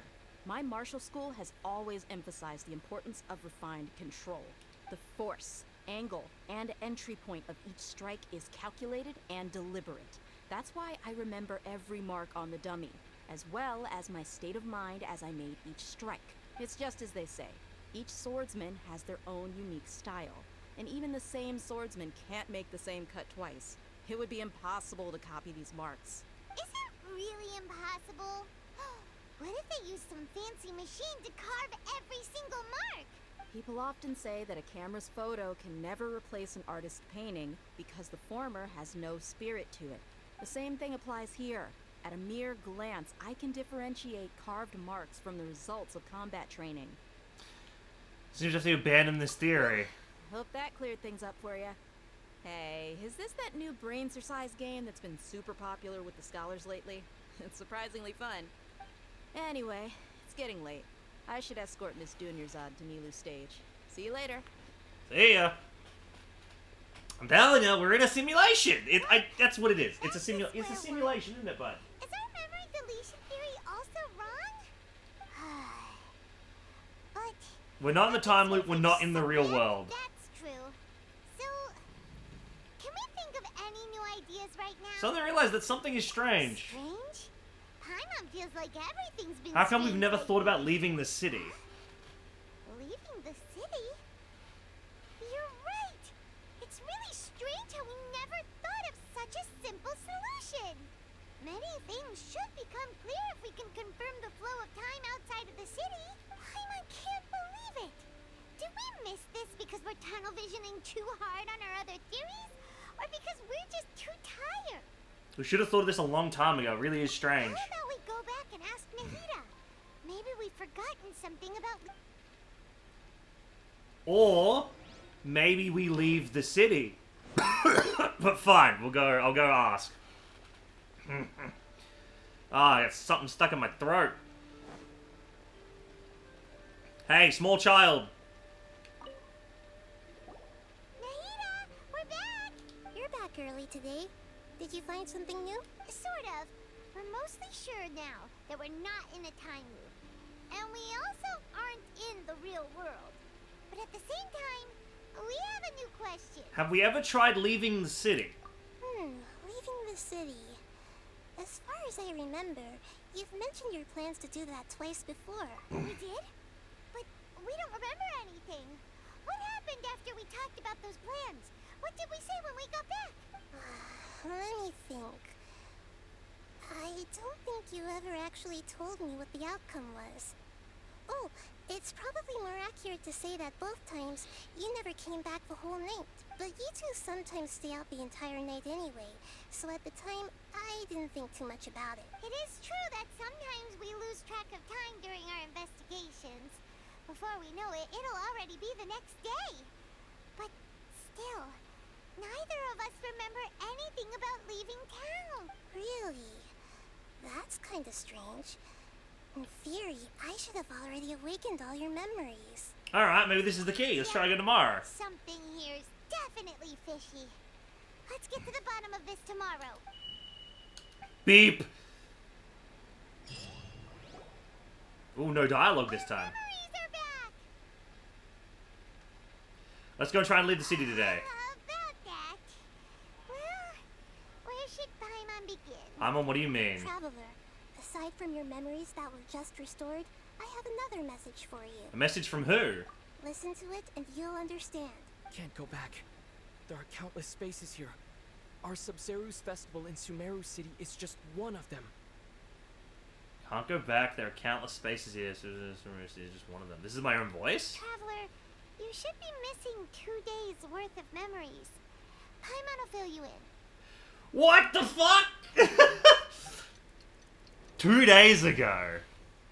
It's time to carry out our plan from yesterday. Let's go and try and leave the city. Okay, let's go.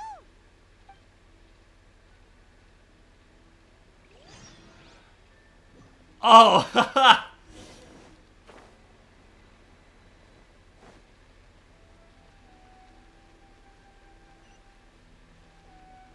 Alright, teleport waypoint. Cool. Why can't we leave the city? What is the academia up to now? Don't ask me. It's not like I can tell you anything. This is a direct order from the Grand Sage. Just wait until tomorrow. I have a real emergency. My goods have already... That's your problem. Make sure you make a request. But it's not like you can just predict business matters in advance. It looks like the academia already announced the lockdown for... Let's go and question them. Hello, sir. Why can't we leave the city today? Here we go again. Don't act. We just received an order that no one is allowed to enter or exit Sumeru today. They didn't tell us anything else. Of course, Academia wouldn't share their plans with a pawn. Angering me won't get you anywhere. If I had that kind of insider info, I would have left this stupid post long ago. It looks like he really doesn't know. If we can't get anything out of him, let's take matters into our own hands. Why don't we climb over the walls? Those guards can't be everywhere at once. This is a good spot, and the guard hasn't noticed us at all. Let's hurry! Paimon, stay here. Huh? Why? Are you going to leave Paimon behind? Leaving the city might trigger disruptions in our memories. We need someone to stay and witness the events from this side. Yeah! What if things get really weird out there and you get into some trouble? Then Paimon won't be able to help you. Oh, Paimon knows that Paimon can't do much, but they've always been together. If we leave together, it'll just be the same as before. This is so... I love this story. What the hell? I didn't expect Groundhog Day at all. I'll wait for you. Promise Paimon that you'll come back as soon as possible. Just a quick look. Okay, okay. Please. Be careful.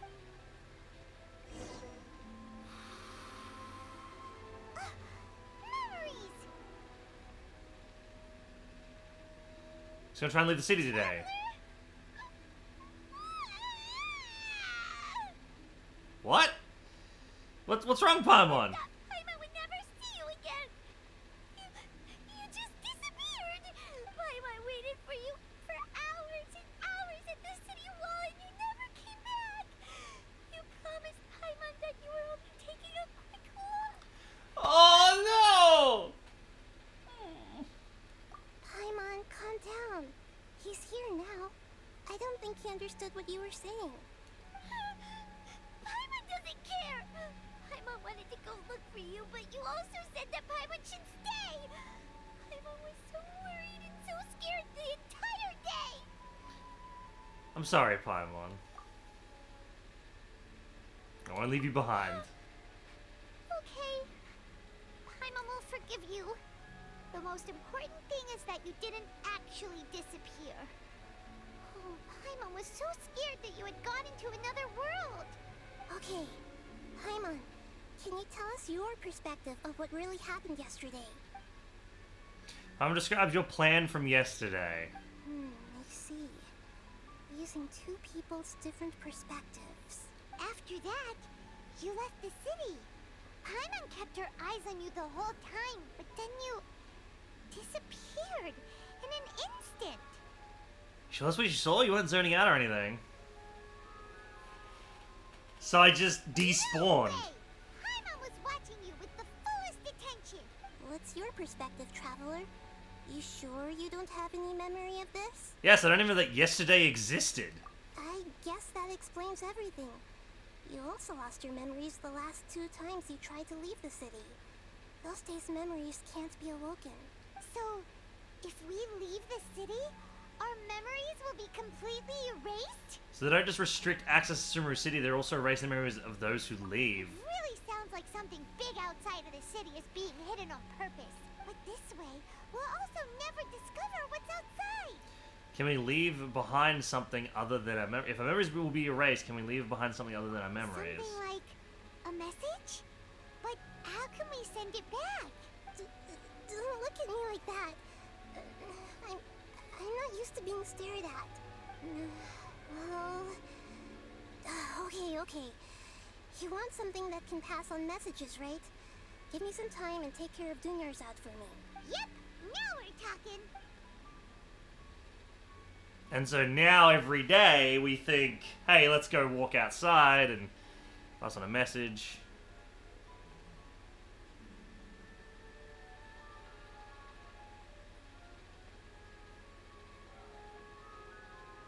We're in a fucking simulation! I know we're in a simulation!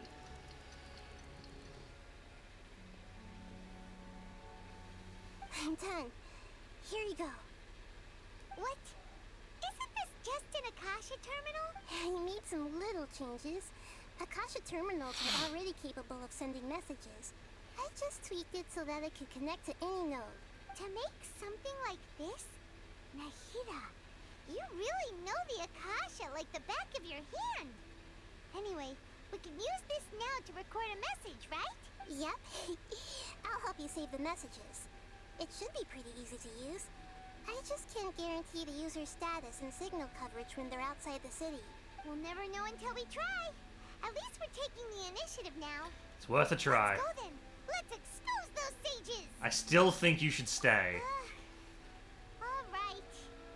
Paimon isn't as worried about being separated since it happened once yesterday. But See you tomorrow, still isn't Paimon. happy about it. Okay. See you tomorrow, Traveler. And then that's the message, multiple realms. Everything that's happened so far. So that message was what I left myself for when I left the city. Yes. Although the signal was choppy and had some interference, we still managed to receive 2 messages from you when you were outside. Okay, now that you understand what's going on, let's hear the messages together. Okay.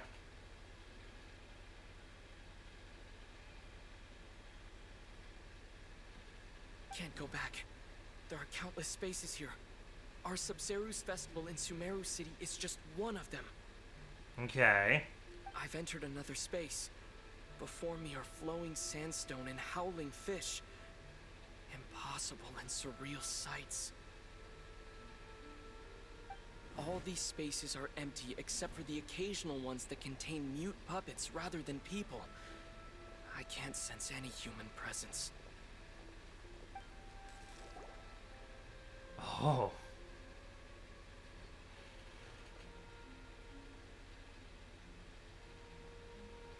That's one heck of an info dump. It sounds like you left the Sumeru city space when you set foot outside of the walls.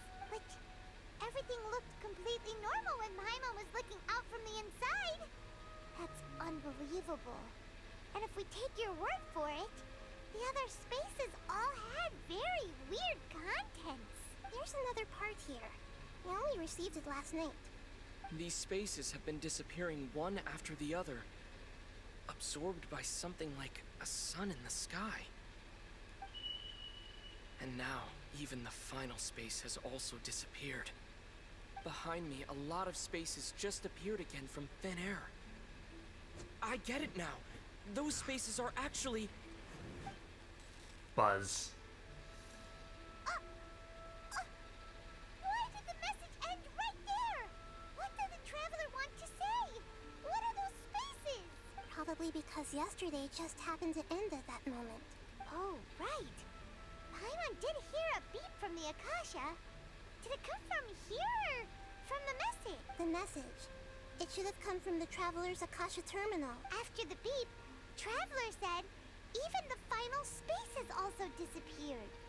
Traveler, what do you think that final space could have been? More simulation, more like shinulation, like Genshin. Am I right? Yes. The Amber, this entire quest has been a mind fuck.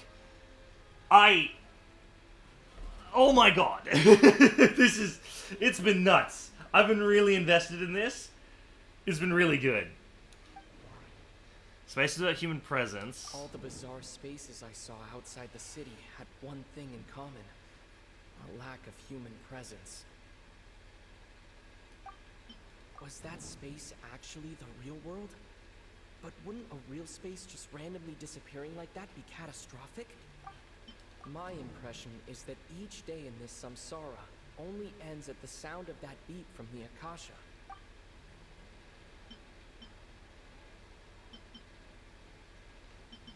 All the bizarre spaces I saw outside the city had... That doesn't sound right. I like how you don't even have to... Like, there is no bad. As Cat Mama doing hair still in her face. She's actually been an integral part of figuring this out, funnily enough. So what's happened is we're repeating the same day over and over again. It's Groundhog Day, right? Repeating the same day over and over again. And we kept getting deja vu, and eventually we found this small child, and the small child, we're the only ones that could see her.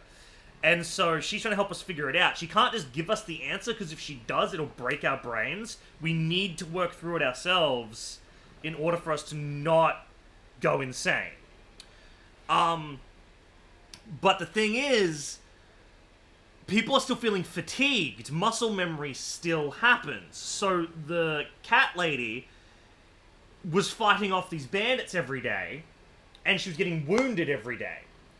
But eventually she stopped getting wounded because she got used to fighting them. Her muscle memory kicked in, and it's like she was training every day. And she got used to it. And so she stopped getting wounded. On top of that, the other lady's sickness has been progressing. So her body is still getting sicker and sicker and sicker. So it can't be a time loop because their bodies would reset. We're not in we're not in the real world, and they're not like resetting the days, like putting everything back the way it was, and wiping our memories, because there are specific things that they couldn't possibly recreate. And I've said from the start it's got to be a simulation, because at the end of each day there's a beep noise, and you can hear like scientists talking vaguely, like muffled, as if we're in a tube and we can hear them talking on the outside.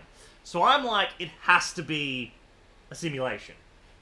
And what it seems like is, we've tried to leave the city. When we leave the city, we don't remember that day at all. Like, even with the ability to regain our memories, we don't regain those ones.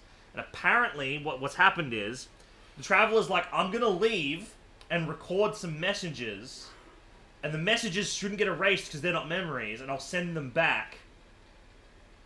And then the messages we just got were like, I can't come back, there are multiple other worlds out here, there's some crazy shit going on, some whack-ass stuff, and now we're at that point where we're trying to figure this out. Oh, so that's what it is! After the sound of the beep, the final space, the Sub-Zero's festival, also disappears, and we're taken to the next day. Later on, Traveler also mentioned a bunch of new spaces materializing behind them. Do lots of new spaces appear every day? Paimon's head is spinning. Just what are these spaces anyhow? They're like files and shit. Consider this. For all the horrors of the Archon War, at its heart, it was just a game where a bunch of gods fought over 7 seats. So no matter how strange or spooky things may look on the surface, maybe all they point to in the end is a small and simple secret.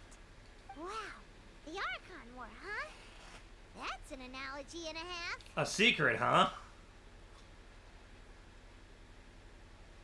Where the hell? Give me some time, I need to organize my thoughts. We've been trapped in here for who knows how fucking long, by the way. Like, months, maybe. We've been trapped in Groundhog Day.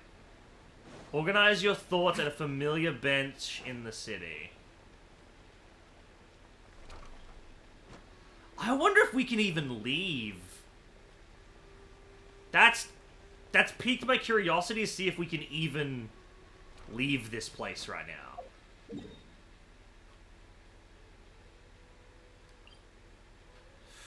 Oh, I don't want to fuck with anything, but I kind of want to leave and see if it's possible. No, leave this area will interrupt your story experience may affect your current quest progress.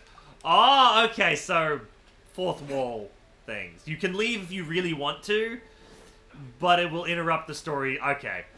Alright, cool. Alright, cool. I like that. Do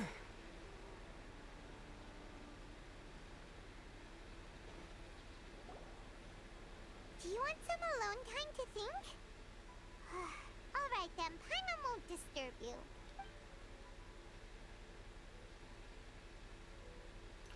We're in a simulation. What the hell? Apparently I'm thinking for a while now.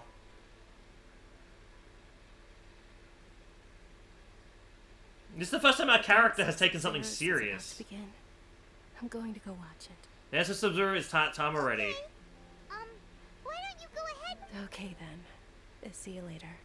Dude, she's exhausted. Have you figured it out yet, Traveler? Time is ticking away. I think I know the answer now. Awesome, what is it? Paimon wants to know. Oh, wait, no.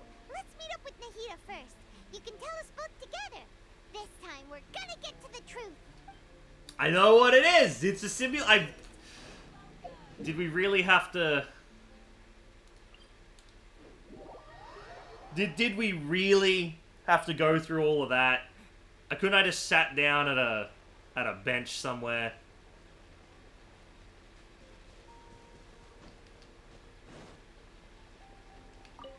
I figured it out. We're in a simulation. Back. I've been waiting forever for you two. Judging by the looks on your faces, are you ready to take your Sub-Zero's exam and graduate from the festival? Ask away, Miss Nadia. Okay. First off, have you discovered the hidden truth? The hidden truth. Okay.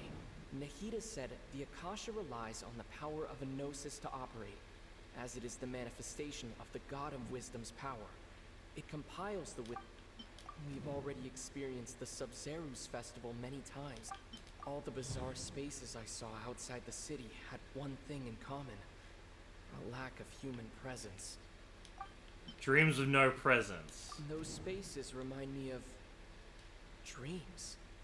Like the one I had in the Avidia Forest. Except these have no sign of human presence. The moon, illusions. People in Sumeru don't dream. Associate that with this one. The truth behind the dreams. We are all in a dream. It isn't that the people of Sumeru don't dream. Rather, the Akasha is taking their dreams from them. It's a dream simulation, I suppose. People in Sumeru think they don't dream, but the truth is the Akasha steals their dreams without them knowing it. And those spaces with no human presence are stolen dreams without their host. That would explain why they sounded so weird when he was trying to describe them. And that would explain that when the beep happens and the new day begins and everyone goes to sleep, there were more spaces appearing because everyone's dreaming. Huh. So people in Sumeru do dream after all. In fact, we're all in one big dream together right now. Correct answer. Now, how did you conclude that the Akasha is capable of... Akasha operation requires a The gnosis. Akasha relies on the power of an... Akasha is manifesting the God It of is the wisdom power. manifestation of the... It compiles the wisdom of... And it grants knowledge to the people. Requires a gnosis. That doesn't sound What? right. Fine, I'm just gonna click on... Okay, let's try and figure this out. How does it operate? How does the Akasha operate? So, well, first off, it requires a gnosis. Manifestation of the God of wisdom's power. Compiles the wisdom of the entire populace and grants knowledge to the people. It's all of these things. It's just... I'm not smart enough to figure this out without just clicking on all of them. I guess the God of Wisdom's power must have been to be able to take dreams, maybe? Compiles the wisdom of the entire populace? That doesn't seem right. That doesn't seem right. I think it's this one. Yeah. Oh, okay. Those dream-controlling creatures in the forest also get their power from the Dendro Archon, right? That would explain why the Akasha has the ability to control people's dreams, too. But is stealing everyone's dreams really how the Akasha compiles their wisdom? Isn't there anything more to it than that? Dreams are fantastical, complex, and full of imagination. People's brains are the most active when they're dreaming. In other words, dreams are rich bundles of human wisdom. So in other words, the complete opposite of how Hypatia understood it. Paimon remembers her saying that the sages think dreams are foolish delusions, and the fact that no one dreams is a blessing from Greater Lord Rukkhadevata. So it was all a dirty trick? Hello, bud. What are you doing? Indeed, it was all a dirty trick.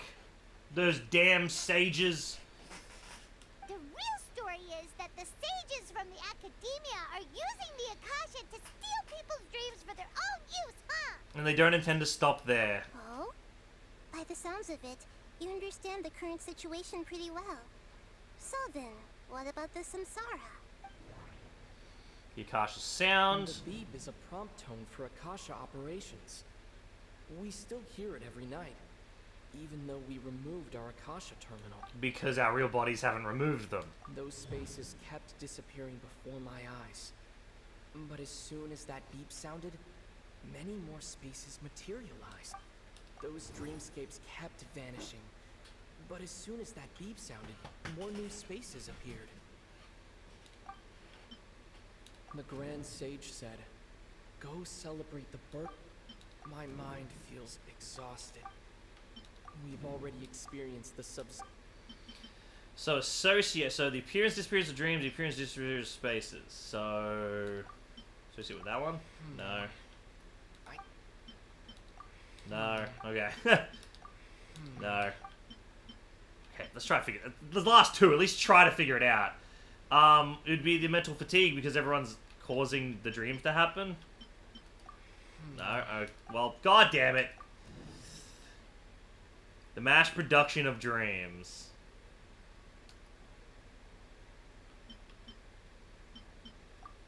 Correct. The Akasha is keeping each person's brain in a constant dream state, but also separating their consciousness from their own dream. Their disembodied consciousness is placed inside the collective dream of the Sub-Zero's festival along with everyone else's, while their now vacant dreams are harvested by the Akasha. No one is any the wiser as another day passes in the dream, and so begins another samsara cycle. People wake up to yet another dream about the Sub-Zero's festival. The dreams that belong to them are once again harvested by the Akasha, and so it continues. So, this is like a dream factory, and the Akasha is a dream harvesting machine. Did Paimon get that analogy right? They're harvesting our brains! Very good, Paimon. Using analogies well is an excellent habit to get into. Okay, so that beep we keep hearing is actually from our real-life Akasha terminals. Taking off our terminals in this dream doesn't do anything. I knew it! Alright, last question. Who am I? You're the Archon. The moon illusion lies. They say that alchemical divination is the Dendro Archon's divine revelation. Now that I think about it, wasn't... The moon. So You're the Archon. You are Lesser Lord Kusanale. I thought that one would be the hardest question. That's why I put it last. It's kind of obvious, lady. That wasn't hard at all. Even Paimon guessed that. Everything about you is different. We just didn't want to expose you is all. Now that you mention it, Nahida, you've been hinting to us since the very beginning. It's funny. Thinking back to when we were asking all over the place for info about Lesser Lord Kusanali. Paimon didn't expect to meet you like this. I have a lot of questions for you, but this doesn't seem like a good time. Yes, those can wait until we're back in real life. On the other hand, I'd be happy to answer any more questions you have about here and now. Why could you simply tell us the truth? How does agency manage to keep people from noticing this? This is a mass-produced dream. I don't even... Okay, no, I'm gonna ask these questions. You asked me this question before. Bless you! My answer was, it would literally blow your minds. Now that you know this is all a dream, this answer should hopefully make more sense. Have you heard the saying, don't wake a sleepwalker? Likewise, if someone suddenly had told you all this instead of you learning it on your own, your notion of reality and dream would be thrown into irreversible confusion. I couldn't expose you to that kind of risk. That's why I could only give you very subtle hints and some suggestions. Long story short, I'm really sorry I had to keep you guessing. How did the sages manage to keep people from noticing this? This dream we're in is completely based on reality. People have already experienced this Sub-Zero's festival, so it would be very difficult for them to find anything that strikes them as surreal. Secondly, you're probably wondering why people don't have any memories from earlier samsara, right? That's because people don't remember their dreams most of the time anyway. And in any case, their actual dreams are being taken away from them by the Akasha. So whenever they wake up in this dream of the Sub-Zero's festival, they don't remember anything from their previous identical dream. I remember my dreams all the time! That reminds Paimon. Traveler had a dream when we were in the Avidia forest, but couldn't see what it was about after waking up. Is that an example of what you mean? Yes. Only after receiving the blessing of Dendro can a person gain the Dendro element's dream-enhancing power.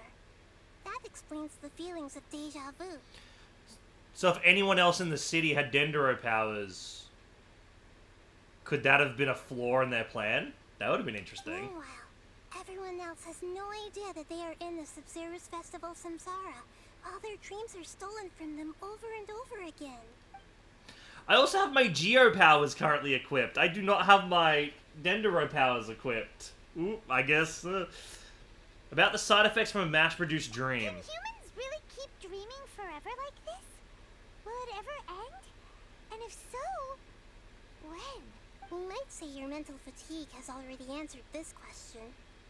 Eventually, there's only so much that people can tolerate, especially those whose health is compromised to begin with, like Dunyarzad. This relentless exploitation takes an even harder toll on them. People's lives are at stake here, and nobody knows a thing! We've got to put a stop to this. And then last question, why is the dream about the Saburaz festival? I know, right? Why did they have to base this dream on my birthday? Could it really just be a coincidence? Even you don't know the reason? Wow. Because these guys are assholes. That's why. They're trying to blame it on her. Sages are determined to harvest lots of dreams in a short time, no matter the cost. They have to be up to no good. Unfortunately, I don't know anything about it. Traveler, do you have any information? You know, present information in the Grand Sage's speech. The Grand Sage said, "Go celebrate the." It's that one. I know it's that one. He's an asshole. Celebrate the birth of that god? Could it mean? Alright, well, I don't have any more questions. Saving the people of Sumeru with no regard for their safety. No matter what they're trying to do, this is unforgivable. Oh yeah, no, we gotta execute all of them. Guillotines aplenty, just... After we end the Sub-Zero's festival, Samsara, we have to look into them. There's looking into them, and then there's sneaking into their rooms at night and slitting their throats. How can the sages of the Academia do this behind their Archon's back? This is ridiculous! In the end, I'm just the moon. The real sun is long gone. A sun and a moon? Nahida's talking in riddles again. Beep. We're out of time today. I'll tell you how to break free of the Samsara tomorrow. See you then. Literally looking into them. Yeah, you stare at them or you just drive a knife into their head. Yeah, exactly. You look them in the eyes when they die, because these people are monsters. Remembers everything. Should we instead say good morning, Lesser Lord Kusanali? So here's the thing, right? So here's the thing. Groundhog Day was just some weird coincidence. Just some magical shit. Every other, like, day repeating thing is just some weird magical stuff. This day repeating thing is literally caused by people. By some assholes who don't like their god and want power and memories and dreams and shit.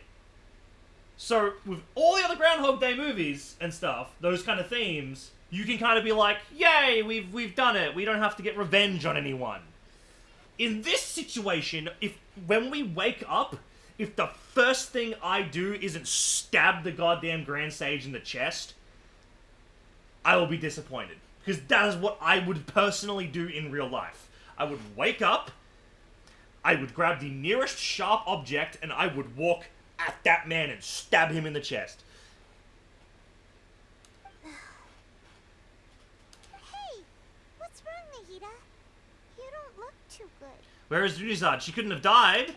I'm afraid that what you're thinking right now is correct. Oh no. Did Dunyarzad already disappear? No way. Are we too late? The real Dunyarzad's consciousness has indeed disappeared. It can no longer endure the constant dream harvesting. So hopefully she's still alive. She's just... Oh my god, we're pissed. Now I'm definitely stabbing him in the chest. Paimon can't believe it. Wait, so what about that other Dunyarzad? Just what is she? Is she also going to disappear? She's actually something like a puppet, but not completely. The real Dunyarzad's consciousness could no longer keep playing her role in this dream. So another Dunyarzad appeared to replace her in the dream. Just like the grass and the trees, that Dunyarzad is just a building block of the dream that helps to keep it going. But personality-wise, she's nothing like the real Dunyarzad. Puppets are stiff, and can't copy a living person's vitality. After all, they're just there as filler. Oh, now I'm definitely killing this guy. Oh no, speaking of which, the old Dunyarzad might not have been too different from a puppet. Dunyarzad truly believed that she met you within her consciousness, and it was you who inspired her. So you do remember her after all. Yes. Back then, her family was overly protective of her. No one cared about her personality or thoughts. It was as if she only lived to stall her Elazar. I just gave her a little wisdom so she could look at life in a new way. So that she could be her own person. But even so, She's still... Oh. It still meant a lot to her you're a kind Archon. Far from it. I'm still a long way off from being a real Archon. I couldn't even save her. If I were a competent Archon, I wouldn't have let my most faithful follower die at the Subzerus Festival with so many regrets. Ah, she said the word died. I mean, it is... I thought maybe she was just in, like, a coma. Damn it. Please don't beat yourself up over it, Nahida. It's the sage's fault, and theirs alone. I'm not beating myself up. All I did was to rationally observe the distance between myself and a real Archon. Don't be like that, Nahida. Even real Archons are still allowed to be sad. I mean, look at Zhongli. Homeboy's depressed as hell. To prevent more tragedies like this, we must end the samsara as soon as possible. Great, but how do we do that? Although the Subzerus Festival dream is under the Akasha's control, only humans can dream. Even the Akasha is unable to create them. That means this dream belongs to a host who created it. Huh? So, how should we find that person? Well, if this is someone's dream, then everything here must come from deep within their consciousness. Which means, with the power of imagination, they can change anything in this dream. Imagination? Imagination means breaking through what you perceive as normal. Like when a server at a tavern brings a plate to you, you'd naturally assume that food is on it. However, if you're the dream's host and you become aware that you're dreaming, when you imagine gold and more on the plate, the dream will respond in kind. And the server really will bring you gold and more. So we gotta find the host and have them lucid But dream. right now, our host is unaware that this is a dream. No matter how many times they're served, it will always be food. So we find the host and then what? Find some way to make that person realize that they're dreaming. Usually, once that happens, the person will wake up and the dream samsara will be broken. How are we going to find them, though? If it could be anyone, it'd be like looking for a needle in a haystack. And even if we did find them, how are we supposed to make them realize they're dreaming? After all, like you said, don't wake a sleepwalker. It's extremely difficult, yes. But the only ones who can do it are you two. Remember, everything you've achieved up to this point has all been for the sake of finding the host and ending the samsara. As for me, during this time, I'll be out of town. Out of town? Are you going to that place full of dreams where the traveler went? Yes. I want to try something. There must still be a small wisp of possibility. I mean, you're an Archon. If anyone's gonna be able to revive that lady, it'll be you. Hurry and go. Dreams are supposed to be fantastical, romantic, and full of pleasant surprises. Unnecessary things like this samsara need to end. She's a little badass! Hyman's still a little upset that we've come this far, only for Dunyarzad to... She was such a good person, with such a simple wish. But fate was against her. I feel so demoralized. Yeah. I'm genuinely sad. Dunyarzad is what kept us going this whole time. But we mustn't lose hope, Traveler. Dunyarzad would definitely want to see us save everyone else. So let's break the samsara for her sake. Hyman's wondering, do you think the sages would get one of their own to be the host of this stream? Feels like it would be easier to control it that way, no? Unlikely. Knowing the plan, they'd probably become aware that they were dreaming. An unsuspecting host would be less likely to realize this is a dream. That's true. Plus, the sages probably weren't counting on there being other factors beyond their control, like Nahida and us. So, who do you think the host of the dream is? Maybe Faris, the Knight of Flowers, one of the strange get-up? Oh, that would make sense. Faris, the Knight of Flowers, is a symbol of the whole Subzerus festival, right? Pretty core character. Let's go ask him some questions, shall we? Plus, he was a bit weirded out by us knowing. Alright, go talk to Faris. Can I teleport down to Faris? I can teleport close by to Faris. I think it's going to be the dancer lady. I think it's going to be the lady that dances, because they've had a kind of a disdain for her. So I imagine they've been like, yeah, let's lock her in this place. Let's make her the host. You're back. You left in a hurry last time. Is everything okay? Everything's fine. Just, it's a little hard to explain. Would you mind taking part in a little experiment with us? An experiment? That came out of nowhere. I'm listening, though. What do you need me to do? Could you make a wish? Imagine your wish coming true before your very eyes. You want me to make a wish? Is that a new sub... Less questions, more wishing! Okay. My wish. Okay.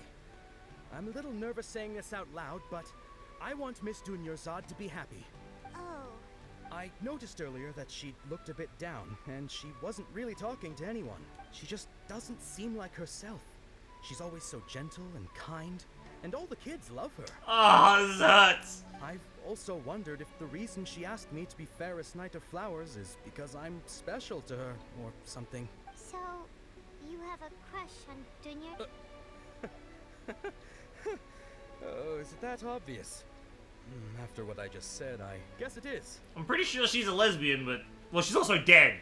When she placed the hat of the Knight of Flowers onto my head, she said to me, I want everyone to have a happy Sub-Zeru's festival. What she didn't realize was that I'm not that interested in how everyone else feels.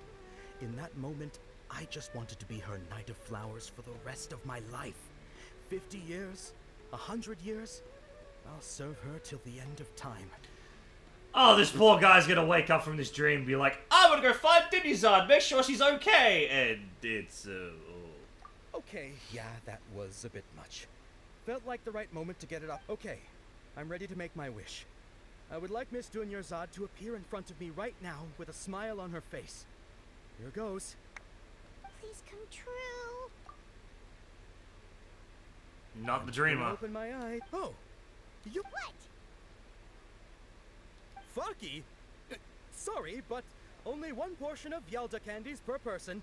Back home you go. Her name is Fucky? Okay. Nice try, you two. Anyway, never mind. I don't need to see her appear right in front of me. As long as she's happy. Guess he isn't the host of this dream after all. Should have expected it wouldn't be this easy.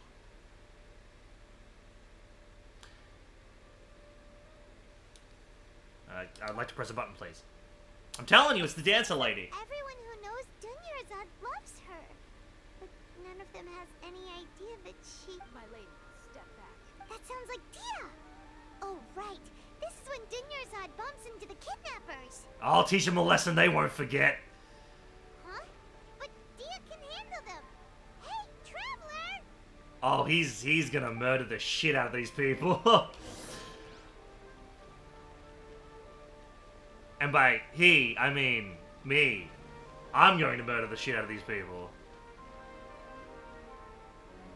Just sprint in and just immediately just neck snap.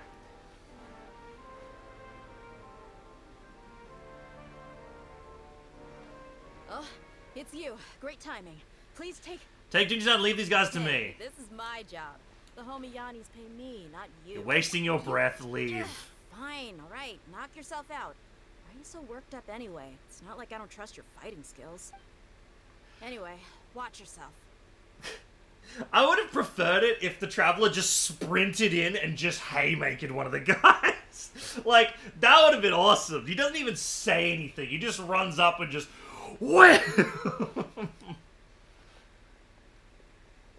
So you got yourself some backup. Yeah, Terra Smash! Yeah. Where do you think you're going? Oh, I finally get to fight some people.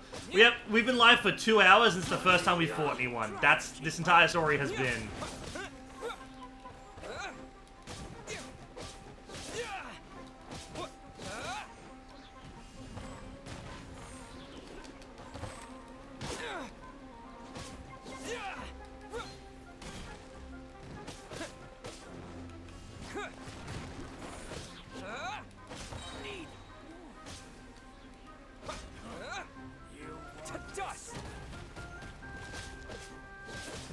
Probably doesn't help that I upgraded my world level, huh? Terra Smash! Where do you think you're going?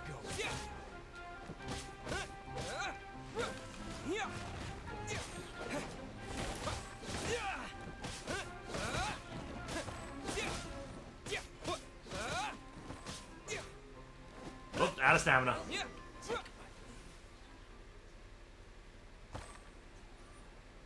Traveler, were you just taking your anger out on those guys? I'm fine, I'm just angry at myself. You and Nahida both. Dunyarzad wouldn't want to see you two like this. Oh, and speaking of her, Paimon just remembered something.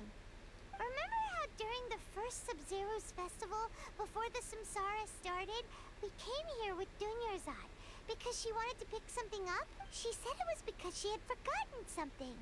Oh yes, I do remember that. Okay, so Paimon's memory is working so far. Anyway, Paimon also remembers that she is staying somewhere around here. She pointed it out to us the night before the Sub-Zero's festival. Able to give us some clues. Yeah. Even if it's only a tiny clue, it'll probably still help us more than this needle in a haystack search. It's definitely going to be the dancer lady. This is the place. It's rude to enter other people's... Hey, the windows are unlocked. Okay, Paimon's gonna take a peek inside. I went into the room, returns a while later carrying something. Hey, she actually used her ability to fly and tidiness. Residence, so there was pretty much nothing inside except this book on the table. Should we open it? Yes. With 16 days of finally able to get these notes written before the Subaru once this festival ends, you and Pyle will probably continue your journey immediately, so I was hoping that I'd be able to give this to you before that. This is a compilation of folk legends concerning Less Lord Kusanale, created from a series of interviews that I conducted in succession and wrote down.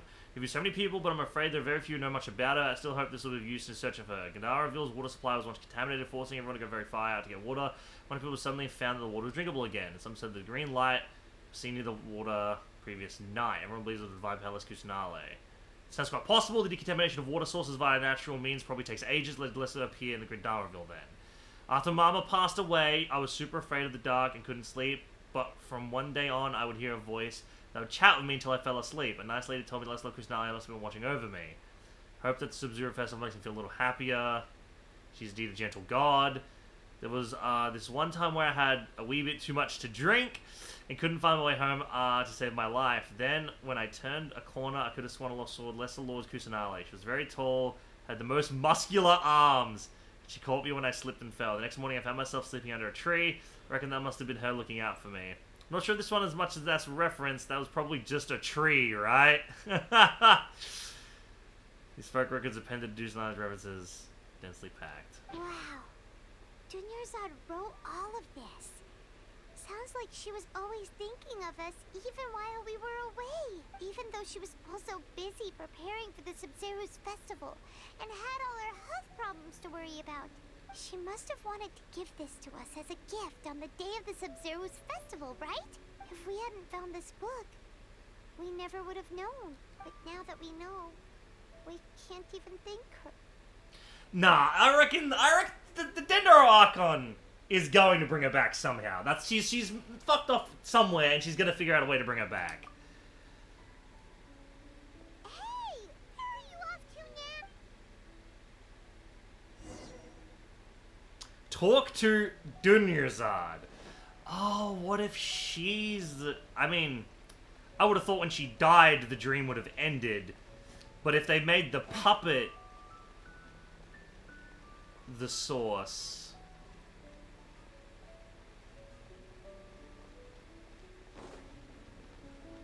then that would make sense.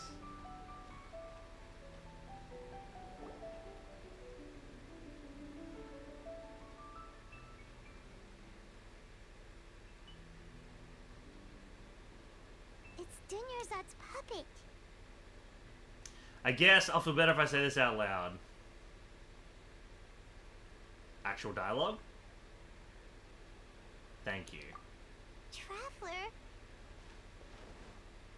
Now walk up and execute her for no reason. I must be exhausted. Come to think of it, we've been stuck in this place for a really, really long time.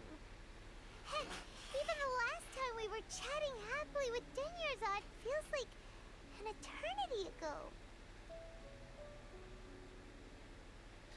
Yeah, we don't know how long that we've been trapped in this dream for.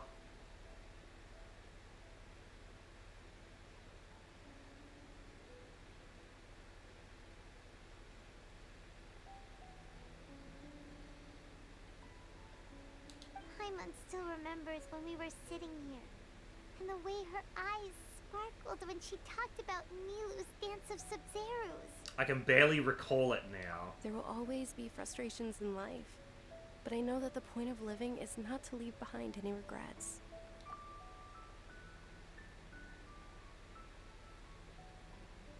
That was what the real Dunyarzad said, wasn't it? Does that mean... Dunyarzad? Yes, Traveler. Oh, so she's still just a puppet. But just now... Not leave behind any regrets. Let's go, Paimon. Where are we going this You're gonna go talk to Dancy Lady, and we're gonna have a dance. We're gonna go beat the shit. We're gonna go beat the shit out of those men.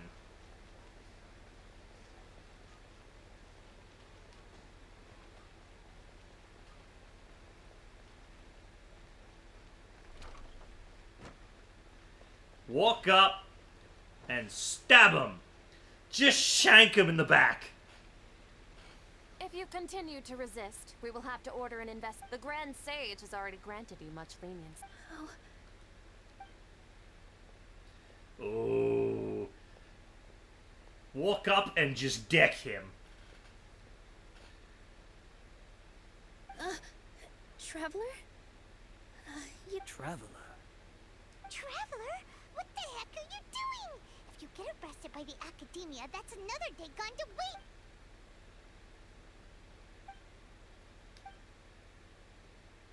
Wait, they're not reacting. Have they been scared? Just as I thought, they're Oh, puppets. of course. If this is the Sage's plan, they wouldn't put themselves through this. So they're just substitutes. What is this? What happened to the Grand Sage and his entourage? Some of those flowers.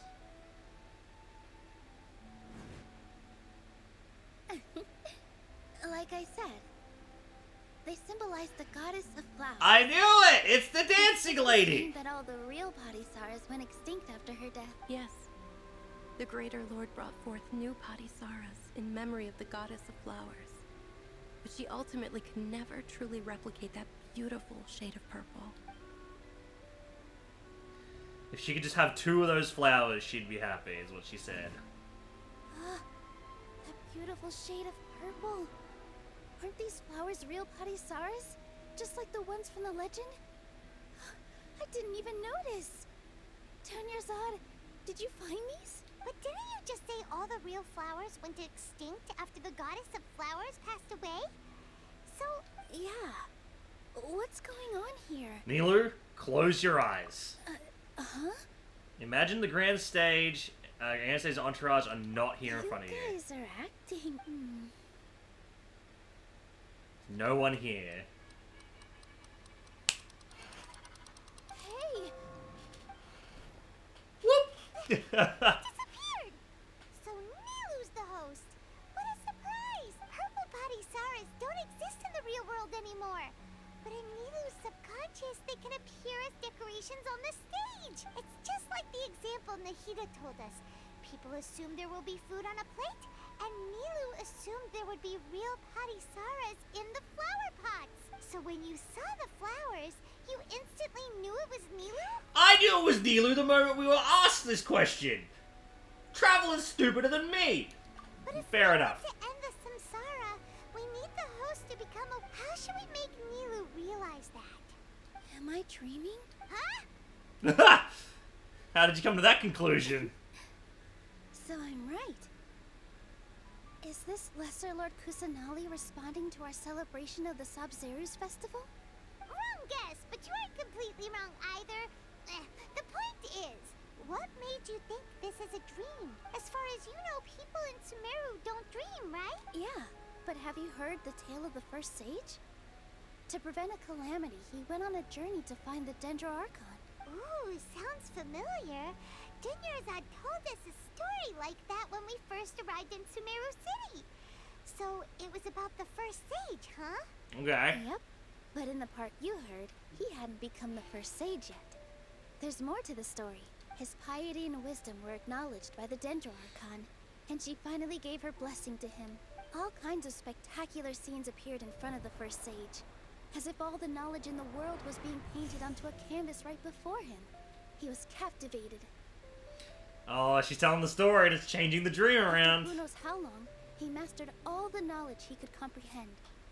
Afterward, he said to the Dendro Archon, I miss my parents, my wife, and my children.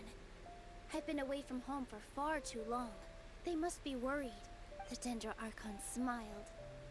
The next second, the sage found himself lying in his bed, as if he had just woken up from a dream. His wife, lying next to him, said, You're off to search for the Dendro Archon today, aren't you? Have a safe journey, my love. In the end, the first sage took care of many disasters in Sumeru City, and founded the Academia. What a happy ending. So, the first sage was dreaming ever since the beginning of the story? He never went on his journey? Yes. But his faith and determination were conveyed to the Dendro Archon, so she blessed him in the form of a dream. Paimon understands where you're That's coming awesome. from now. That's a really interesting connection. But we really gotta wake up soon, like the sage in the story. Now that Nilo is aware of the dream should be over soon. I see. Well, it just so happens that today's Sub-Zero's festival is almost over too. Are you gonna dance? I knew it. I knew the dancing would Since be the we're end in of a it. dream, let's make this final dance of Sub-Zero's as beautiful as we can. I knew it! I knew the dance would be the thing that eventually ends it. I've been waiting a long time for this. Please dance your heart out. Oh, I knew it!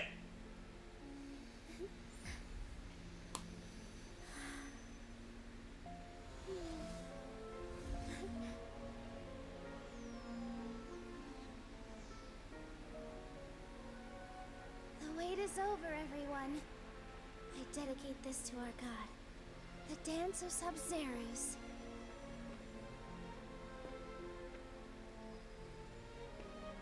Hello, Josh. Good timing.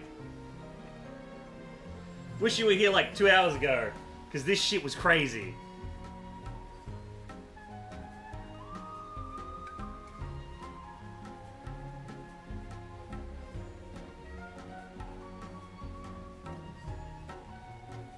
But I understand it's very early for you.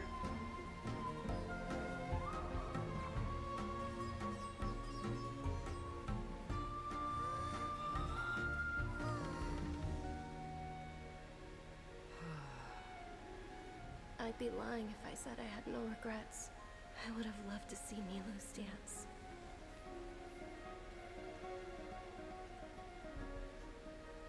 Oh! No, don't make me cry.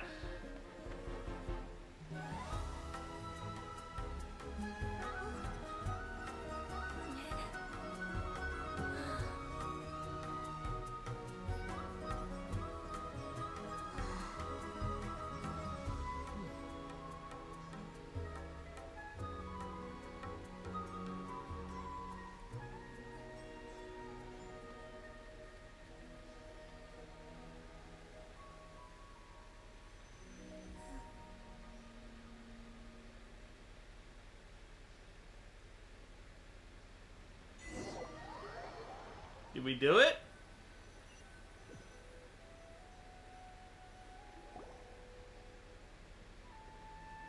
Come on! Good morning, traveler. Oh, Paimon feels like she's been asleep for the longest time. Good morning, Paimon. My head hurts. Paimon's head feels super heavy. Did we oversleep? Do you even remember going to sleep last night? Okay, Josh, I will catch you up. I will catch you up, bud. Because after hearing this, you may very well go back and watch the VOD later on today. Because this quest was one of the coolest fucking quests. Like, it was insane. So, the festival happens, right? We're doing the festival thing, right? Festival's great, it's fantastic. We're talking to people, we buy some food, we get some candy, it's fucking great, right? There's like this little game where there's like 5 different boxes, they all look the same, and you gotta pick the box, they have different candy in it, and Paimon wants a specific candy, so you gotta find the specific candy that's good. Like, you know, all that shit, right? But then you get to the dance, and the dance gets cancelled. The Grand Sage guy's like, fuck your performances, no dancing, none of that, fuck you. And is an asshole, right? And so the dance just gets cancelled. It's like, oh shit. You then kind of end of the night and you go to sleep. You wake up, it's the festival. You're gonna have some festival stuff. You're gonna walk around. You're gonna have some lollies. You're gonna talk to people. You're gonna have a good time. A little bit of deja vu. That's a bit weird. Oh well. Walk up. Hey, there's some boxes of candy with a bunch of different stuff in them. Oh, Paimon wants a specific one. Oh, but you somehow know which one's in. Oh, that's kind of cool. Oh, why is that so weird? You go, oh, the dance is cancelled. Ah, shit. Ah, that sucks. The guy's like, I'm an asshole. Ha ha. You go to bed. You wake up. Oh, hey, it's the festival. Oh, what's going on? Having some food. Wait, the fuck? We haven't done this before. What's going on? Fucking Groundhog Day. Groundhog Day. It's awesome. I don't even know if you're here right now, Josh. I really hope you are. I really hope you're listening because it's insane.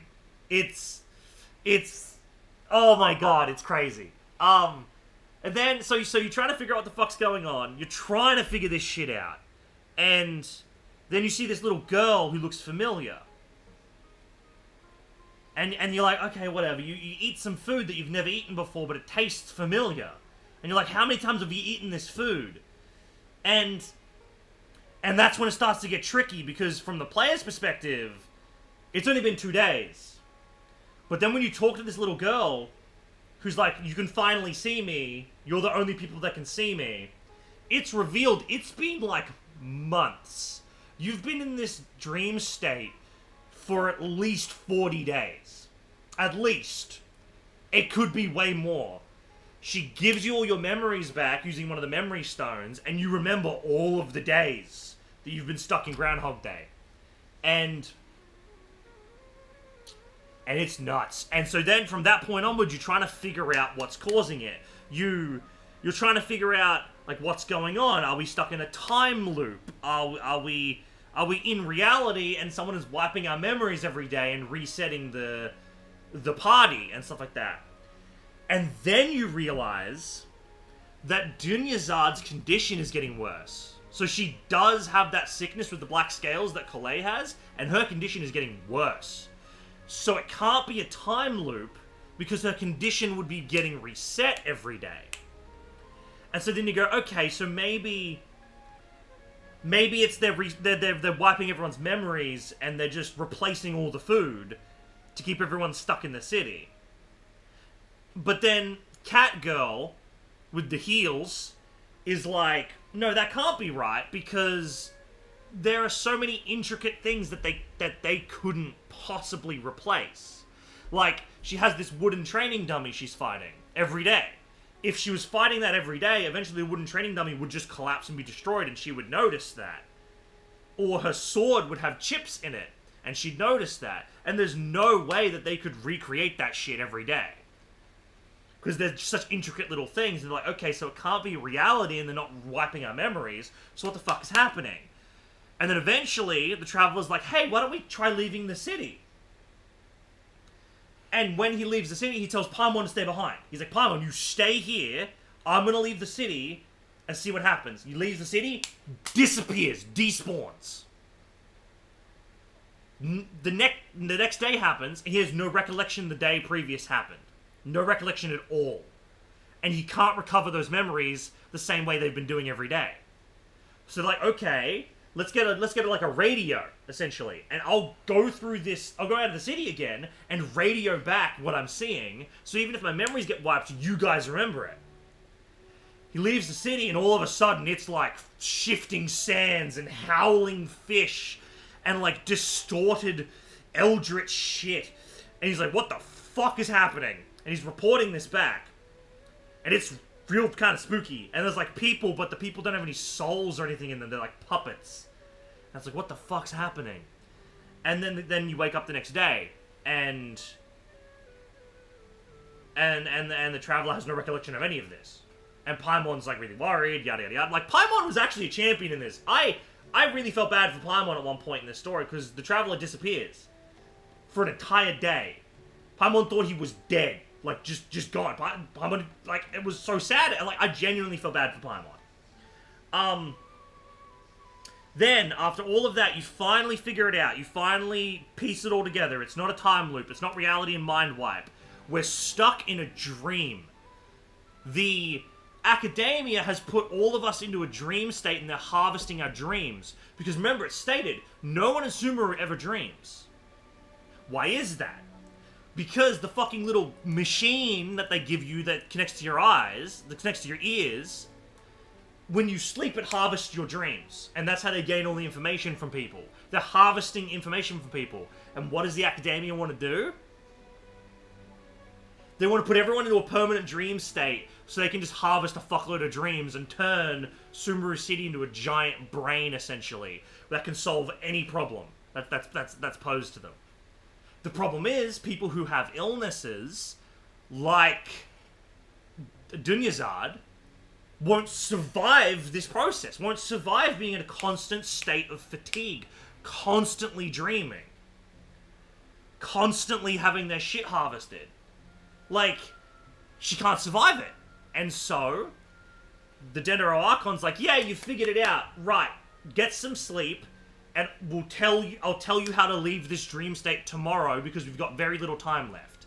You go to sleep, you wake up, Dendro Archon's like, oh, by the way, yeah, the little child was the Dendro Archon. We figured that out really easily. It's kind of obvious. And Dendro Archon's like, wait! Oh, I thought that was the hard question. Alright, fair enough. We wake up the next day, and Dunyazad is dead. Straight up. Dunyazad passed away. Her body couldn't handle it anymore. And the Dendro Archon was like, I'm gonna go try some shit. There may be some hope left.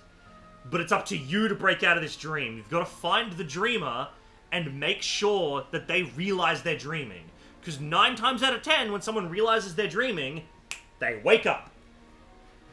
They should be able to control the dream to an extent, and then wake up, and that should break everyone out of the dream because they're the host, and no one else should die anymore. And so then we ran around trying to find it, and eventually it was the dancing lady, and the dancing lady was like, well, shit, if I'm dreaming, I'm gonna dance. I'm gonna send this dream out with a bang. And then she danced, and that's when you came back. That's when you joined the stream, was her dancing in that cutscene. And then you saw, like, all the people waking up. You saw, like, the golden effects coming off them. The city disappearing. Was everyone waking up? Because she was waking up from the dance. And you also saw a blue spirit there, which I'd assume is Dunyazad. And I assume the Dendro Archon got Dunyazad's soul from somewhere and managed to put her there to see the dance, which is the one thing she's always wanted to do, is see her dance. And then she could die without any regrets. So, either we're gonna finish this story and she's managed to resurrect Dunyazad, or Dunyazad stays dead but her ghost and her spirit managed to see the dance and was able to pass on without any regrets. And we're about to find that out now, probably. Paimon thinks it was after the Sub-Zero's festival. It's also possible we don't remember anything and only the players do. The Sub-Zero's festival! Have we finally escaped from the Sub-Zero Samsara? Oh good, they remember! Huzzah! It's not some stupid plot point. Cool! Quick! Take off your Akasha terminal! At the end of the Dance of Sub-Zero, I think I saw, quick! Let's go see Dunyazad! Did we take off the Akasha terminals? Did we throw them in the trash? I didn't see him do it. She's gotta be dead, right? Oh good, we don't have the terminals. What happened? Let's go to the usual spot. What usual spot?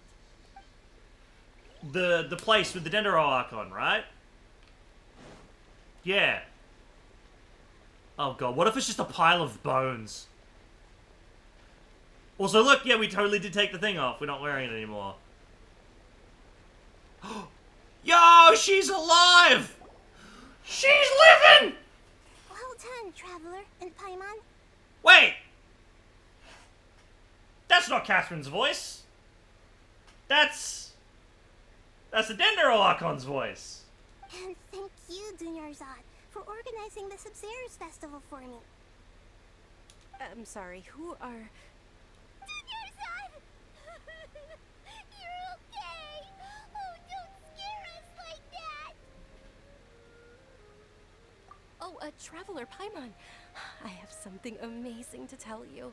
I just had a dream, and I saw Nilou performing the dance of Sub-Zero's.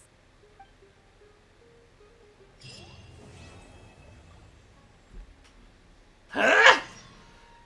Catherine, you need to tell me what the fuck is going on right now. You're actually Nahida, aren't you? Paimon felt like Catherine was acting weird when we met at the Sub-Zero's festival. Oh, wait, okay, so she's just, wait. No, I'm not gonna make any theories. Dunyarzad, did you save her? It's a really long story. We shouldn't disturb her. Her consciousness is still weakened. Alright, go to sleep. Whack! Let's chat somewhere else. How about by the Traveler's favorite bench? No, I mean... We should very much explain what's happening to her. We should very much tell her what's happened. What's going on? It's actually been months. Oh? Strange. Was I really asleep that long? No wonder I have such a headache. Also, take off the thingy! But fine, don't tell her to take it off. Fine. Sure, why not? Don't tell her to take off the thing that's harvesting her brain. Oh my god! She's alive! Okay, so, there's like 7 things that need to be explained. First off, why do you look like Catherine? Second off, how is she alive? Third off, how is she alive? What's another lifetime of dreams? Like, what the fuck?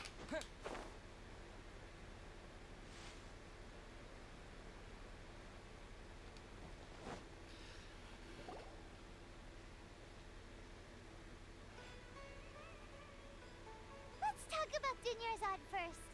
It's such a relief that she's alright. After we parted on the last day of the Sub-Zero's festival, I left the city and saw what the Traveler had described. Among the countless dreams, I found one that was growing fainter and fainter. This proved my suspicion. Once Dunyarzad could no longer bear the Akasha harvesting her dreams, her consciousness began to dissipate. But this also meant it escaped the Akasha's control. Ah, okay. Such a small fragment of consciousness can't last for very long, though. It will return to its original dream, where both will gradually fade until they completely disappear. So she's still gonna die, okay. I used all the power I had to keep her dying dream alive as long as possible. But it still wouldn't have lasted for much longer if it hadn't been for you two breaking the samsara. Oh, okay, no, okay, so she kept the dream, her consciousness alive, on life support until we broke the dream. Okay, so now she's, okay. I interpreted that wrong. I thought she put the consciousness of the dream into Dunyarzad's body because she died. And so now that is eventually still going to fade, but no, okay, so she actually, okay, never mind. So it looks like we did manage to save Dunyarzad in the end. Not a moment too soon. It's a very happy ending, yeah. Huh? Why are you two smiling so happily? I thought you'd be so moved that you'd start crying. I need to spend more time observing human emotions. I mean, if she had died, I probably would have started crying. Both are fine. Everyone reacts differently. All right. You two must have a lot of other questions for me, right? After all, you saved my faithful believer. As your reward, I will answer any and all questions. My first one is, why do you look like Catherine? To be accurate, I'm using the Akasha as a medium to occupy Catherine's consciousness. Oh! So you're possessing her! That's kind of fucked. How did you do that? Poor Catherine. Does this mean you can also occupy other people's consciousnesses? Yeah, that was my question. Why does she still have the thing? But I guess she needs the thing because she's the Archon.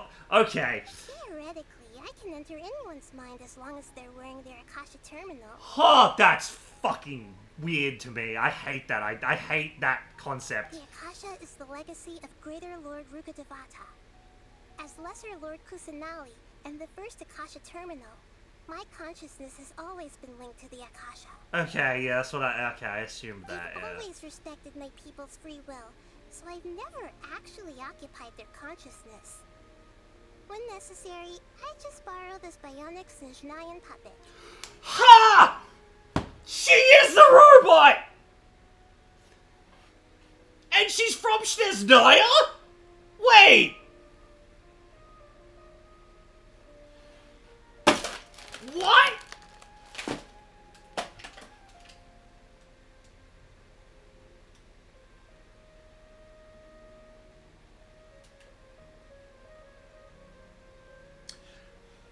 Ha!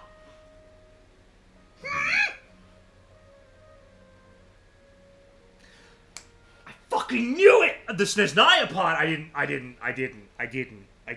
think. But I knew she was a robot! Hold on. Did we just learn some deep, dark secret? So Catherine is... No wonder Paimon felt something was off about her. What about your own body? Why do you need to borrow other people's? Don't you live in the sanctuary of Surasthana? Don't just gloss over that! No! You don't just gloss over that! You don't! You fucking don't! You don't do this to me. This has been the one thing I've been genuinely interested in since the moment I started playing this fucking game. I have always been sus of this fucking character. That story begins a long time ago. They're glossing over it. Greater Lord Rukkhadevata disappeared. Having a The fucking sages cookie. found a newly born child. Left these cookies on my desk last night. They're probably stale. Fucking cookie. I'm an angry cookie. At that time, I was Ah, young and stale! The sages kept me in the sanctuary of Surasthana, ostensibly for the sake of protecting me. But I've hardly heard from them since. However, I do understand that they had hoped to find Greater Lord Rukkhadevata instead of me, a symbol of her passing. Stale frustration cookie. Yeah, it's what this is. It's a frustration cookie. So, the sages basically put their new Archon under house arrest? How dare they! Why don't you teach them a lesson, Nahida? In some ways, they aren't wrong. Greater Lord Rukkhadevata and I... Whoop, didn't mean to skip that. I'm still really far away from being able to call myself the God of Wisdom. Moreover, the Academia is also more proficient at governing this country. My existence has little meaning. No, they're not. They just tried to kill people. I'm causing a rebellion, whether you like this or not, lady. Yeah, you got a lot of believers. Just look at the Sub-Zero's festival. Everyone who showed up truly loves you. Thank you for the kind words. But I honestly don't need physical freedom as long as I can connect my consciousness to the Akasha. Trying to find a way to save Irminsul is my life's mission and top priority. I will work on that, and try to live up to being a deity in the meantime. Every once in a while, I will also take up the duties of the God of Wisdom and enlighten a lost soul here and there. Doing all that should be enough. About what I saw in the dream of the Avada Forest. At the Avidia Forest, Avidia there was this Forest. incense that made the traveler fall unconscious and dream of a huge tree and a red sky. You also heard someone's voice, right? It said world and forget me. Yeah, so you do know. We've been wanting to ask you what that was about, and if the red sky was related to Conria. It seems like the traveler established a connection to Irminsul. That was a message left by Greater Lord Rukkhadevata's residual consciousness in Irminsul. Perhaps her last memory before she died. So she wanted the world to forget her. As you two probably know, Greater Lord Rukkhadevata disappeared after the disaster in Conria. The timings of these events do line up. Your suspicions Oh, bless are me. reasonable. No. A message from Greater Lord Rukkhadevata? We thought it was from the Scarlet King. The Scarlet King? That god who died even longer ago? Some present-day desert dwellers still worship him. You probably just heard some of their conspiracies. Oh, that was the kind of sneeze that hurts your arms. Oh. Sometimes I sneeze and it just causes my muscles to hurt. Okay, so what does the message mean? I still haven't managed to decipher it. Even the Akasha isn't currently capable of doing that. Greater Lord Rukkhadevata's residual consciousness in Irminsul seems to be contaminated with something that has a very dangerous aura to it. Alright, get me down there and I'll kill whatever it is. Many devoted scholars go mad as soon as they connect their consciousness. I've warned the Academia about this many times, but people still keep falling victim to it. But I believe this is the key to saving Irminsul. That's why I've kept trying to decipher it. So the tree in the vision was Irminsul? Oh, Tainari also said that Irminsul is sick! Is it because of the contaminated consciousness? But even if you can't figure out what that vision was all about, it seems like our search for you was all in vain. The Traveler wasn't affected after coming in contact with that consciousness. I've never seen anyone like that. Oh! With you here, we may have a chance at deciphering it. Also, no, everyone goes mad who contact. Okay. No, we must decipher its secrets. I've already eliminated all other factors that might affect Irminsul. This is the only one left. This puzzle has life and death at stake. It could determine Irminsul's fate, as well as Tevat's. As well as Tevat's. Okay. There's never been any big problems with the Academia's governance of Sumeru. This is the first time I've seen them step out of line. Yeah, I'm gonna kill them, by the way. I want you to be aware of this. If you give me the option game, they are dead. I wonder what caused them to go down this path, and what they hope to achieve. Even though the city's residents haven't noticed anything strange, if the Traveler hadn't broken the Sub-Zero samsara, the situation could have become dire. I tried to do some investigating in the Akasha, but I couldn't find anything suspicious. And all the people of interest seem to purposely avoid wearing their Akasha terminals. Oh, I really? think they're deliberately trying to hide something. Oh, that reminds Paimon. In Gandharvaville, there was a sage who had invited Tainari to join some kind of project. Could it be related? Regardless, I need to first investigate the sage's motives, make things right, and punish them if needed. So the Traveler is secretly an eldritch horror? Don't see me coming. Yeah, I mean, fuck. They come from another world beyond understanding, and they're monstrously strong, but they had their power stripped from them. And now they're traveling the world and interacting with all the gods and siphoning power from them so they can get stronger. In a sense, it's kind of eldritchy.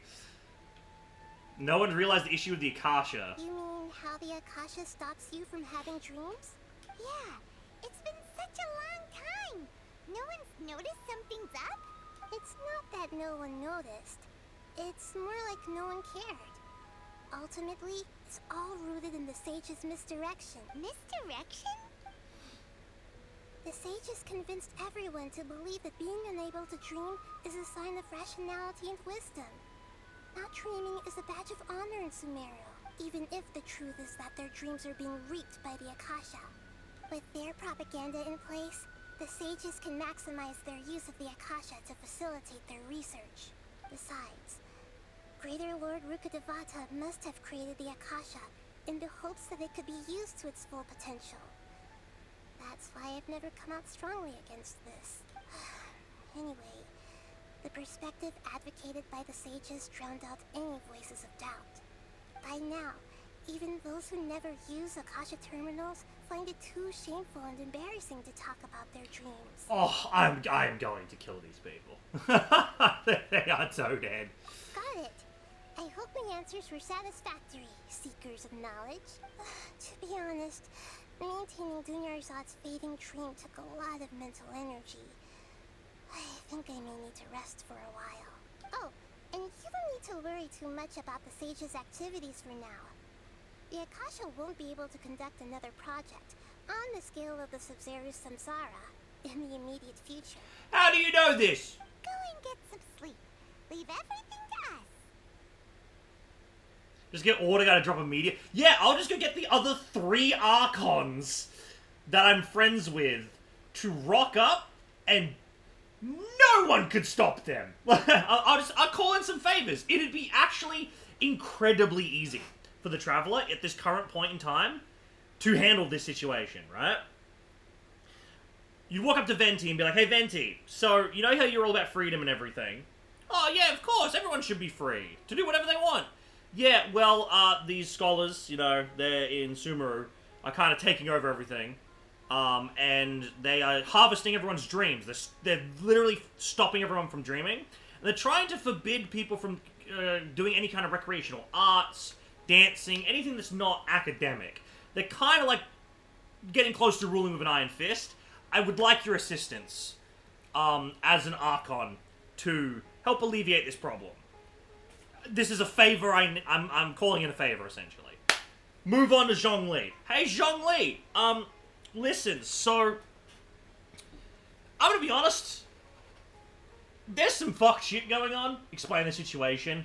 I'm calling it a favor. I need your help here, bud. I need someone with like some strength and some authority. You know.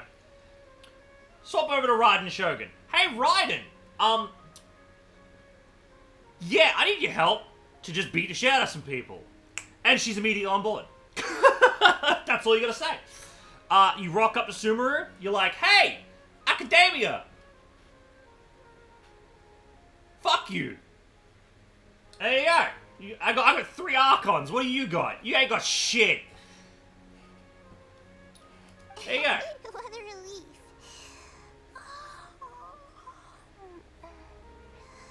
This is truly the most exhausting birthday I've ever had. Traveler? Paimon? Why am I here? Do either of you know? I know you're a fucking robot. Maybe you were sleepwalking. You know you can't wake up a sleepwalker. We happened to walk by, so we thought we'd wait for you to wake up. I see. Huh. I should visit my maintenance personnel sometime. Oh, I'm fine. I better go. Thank you. You robotic bitch!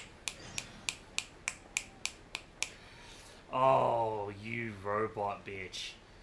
You! Ad Astra Abyssos. Hello, it's DB Catherine, Subject to Adventurers Guild. My job is to provide adventures and coach and talent support.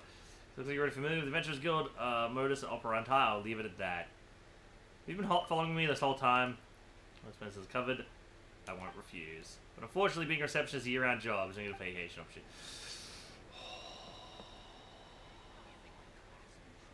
Yeah, I'm not wearing the earpiece. You should... I mean, okay, if anyone can wear the earpiece, I mean, Catherine, if being a robot, I guess is fine, because the Archon can take over her body, and it's not, like, that big of an issue, but... Holy hell! That was...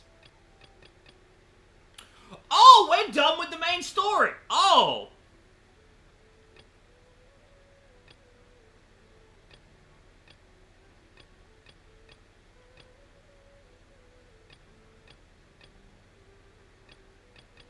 Huh.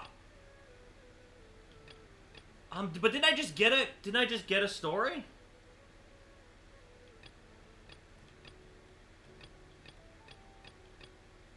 Corpse is hiring an assistant interested in candidates, kind of contact. So that's just a random quest that we just got. Holy shit, we did it! We did the story.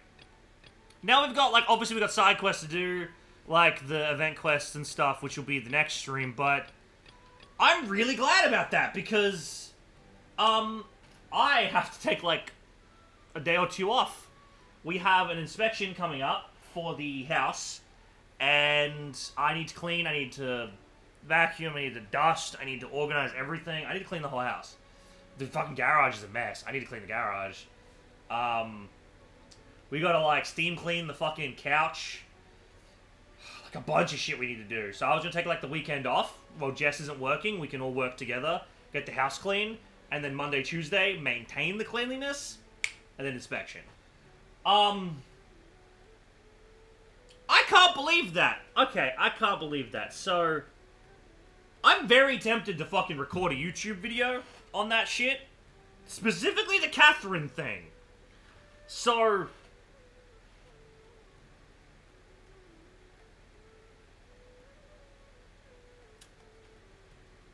maybe I could just highlight this. Maybe I could just highlight this part. And then, like, splice in the reactions. So...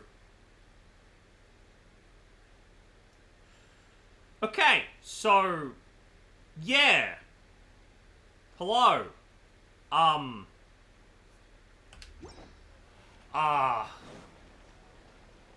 My brain is mush. Hold on, let's sit right here.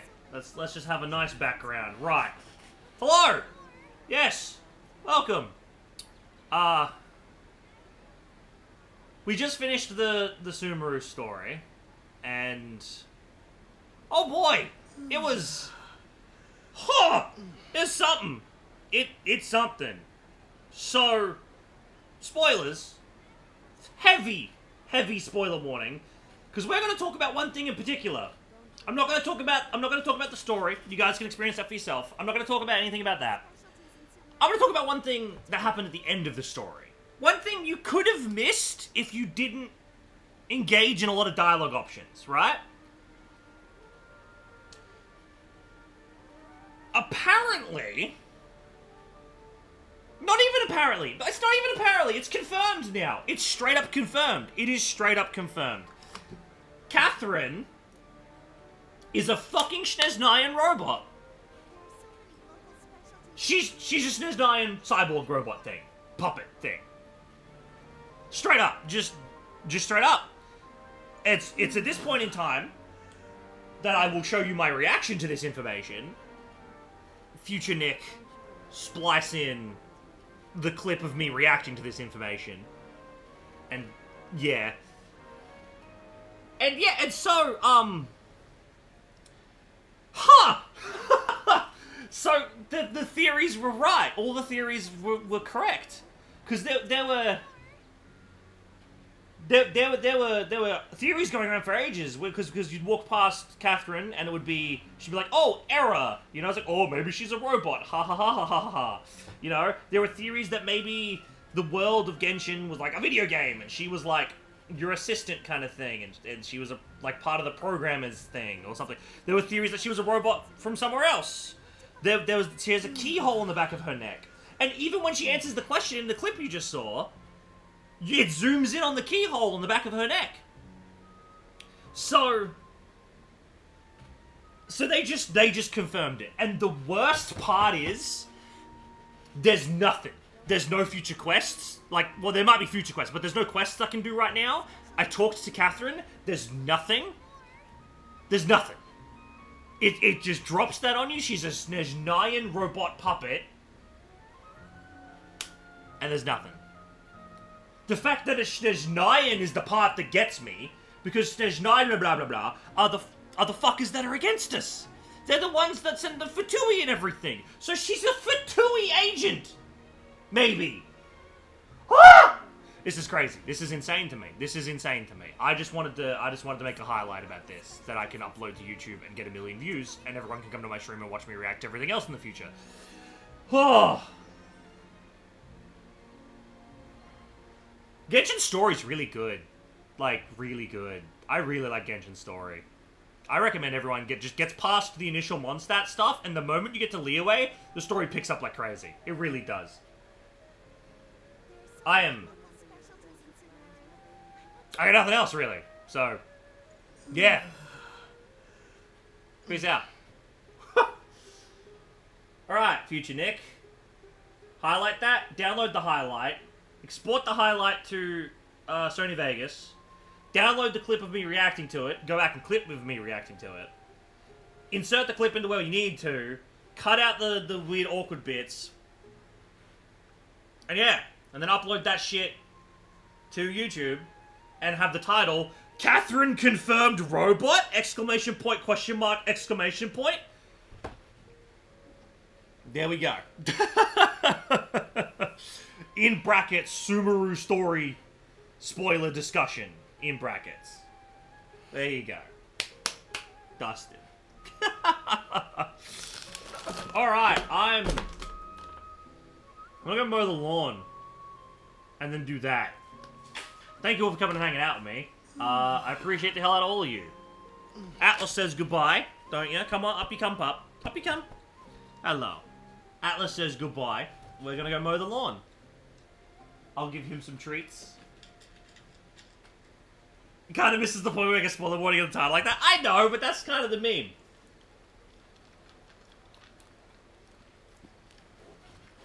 Maybe I can figure out a different title. Like, maybe like, Genshin story spoilers. Catherine? Question mark.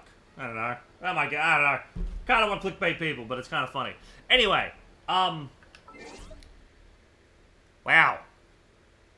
Yeah. See you around.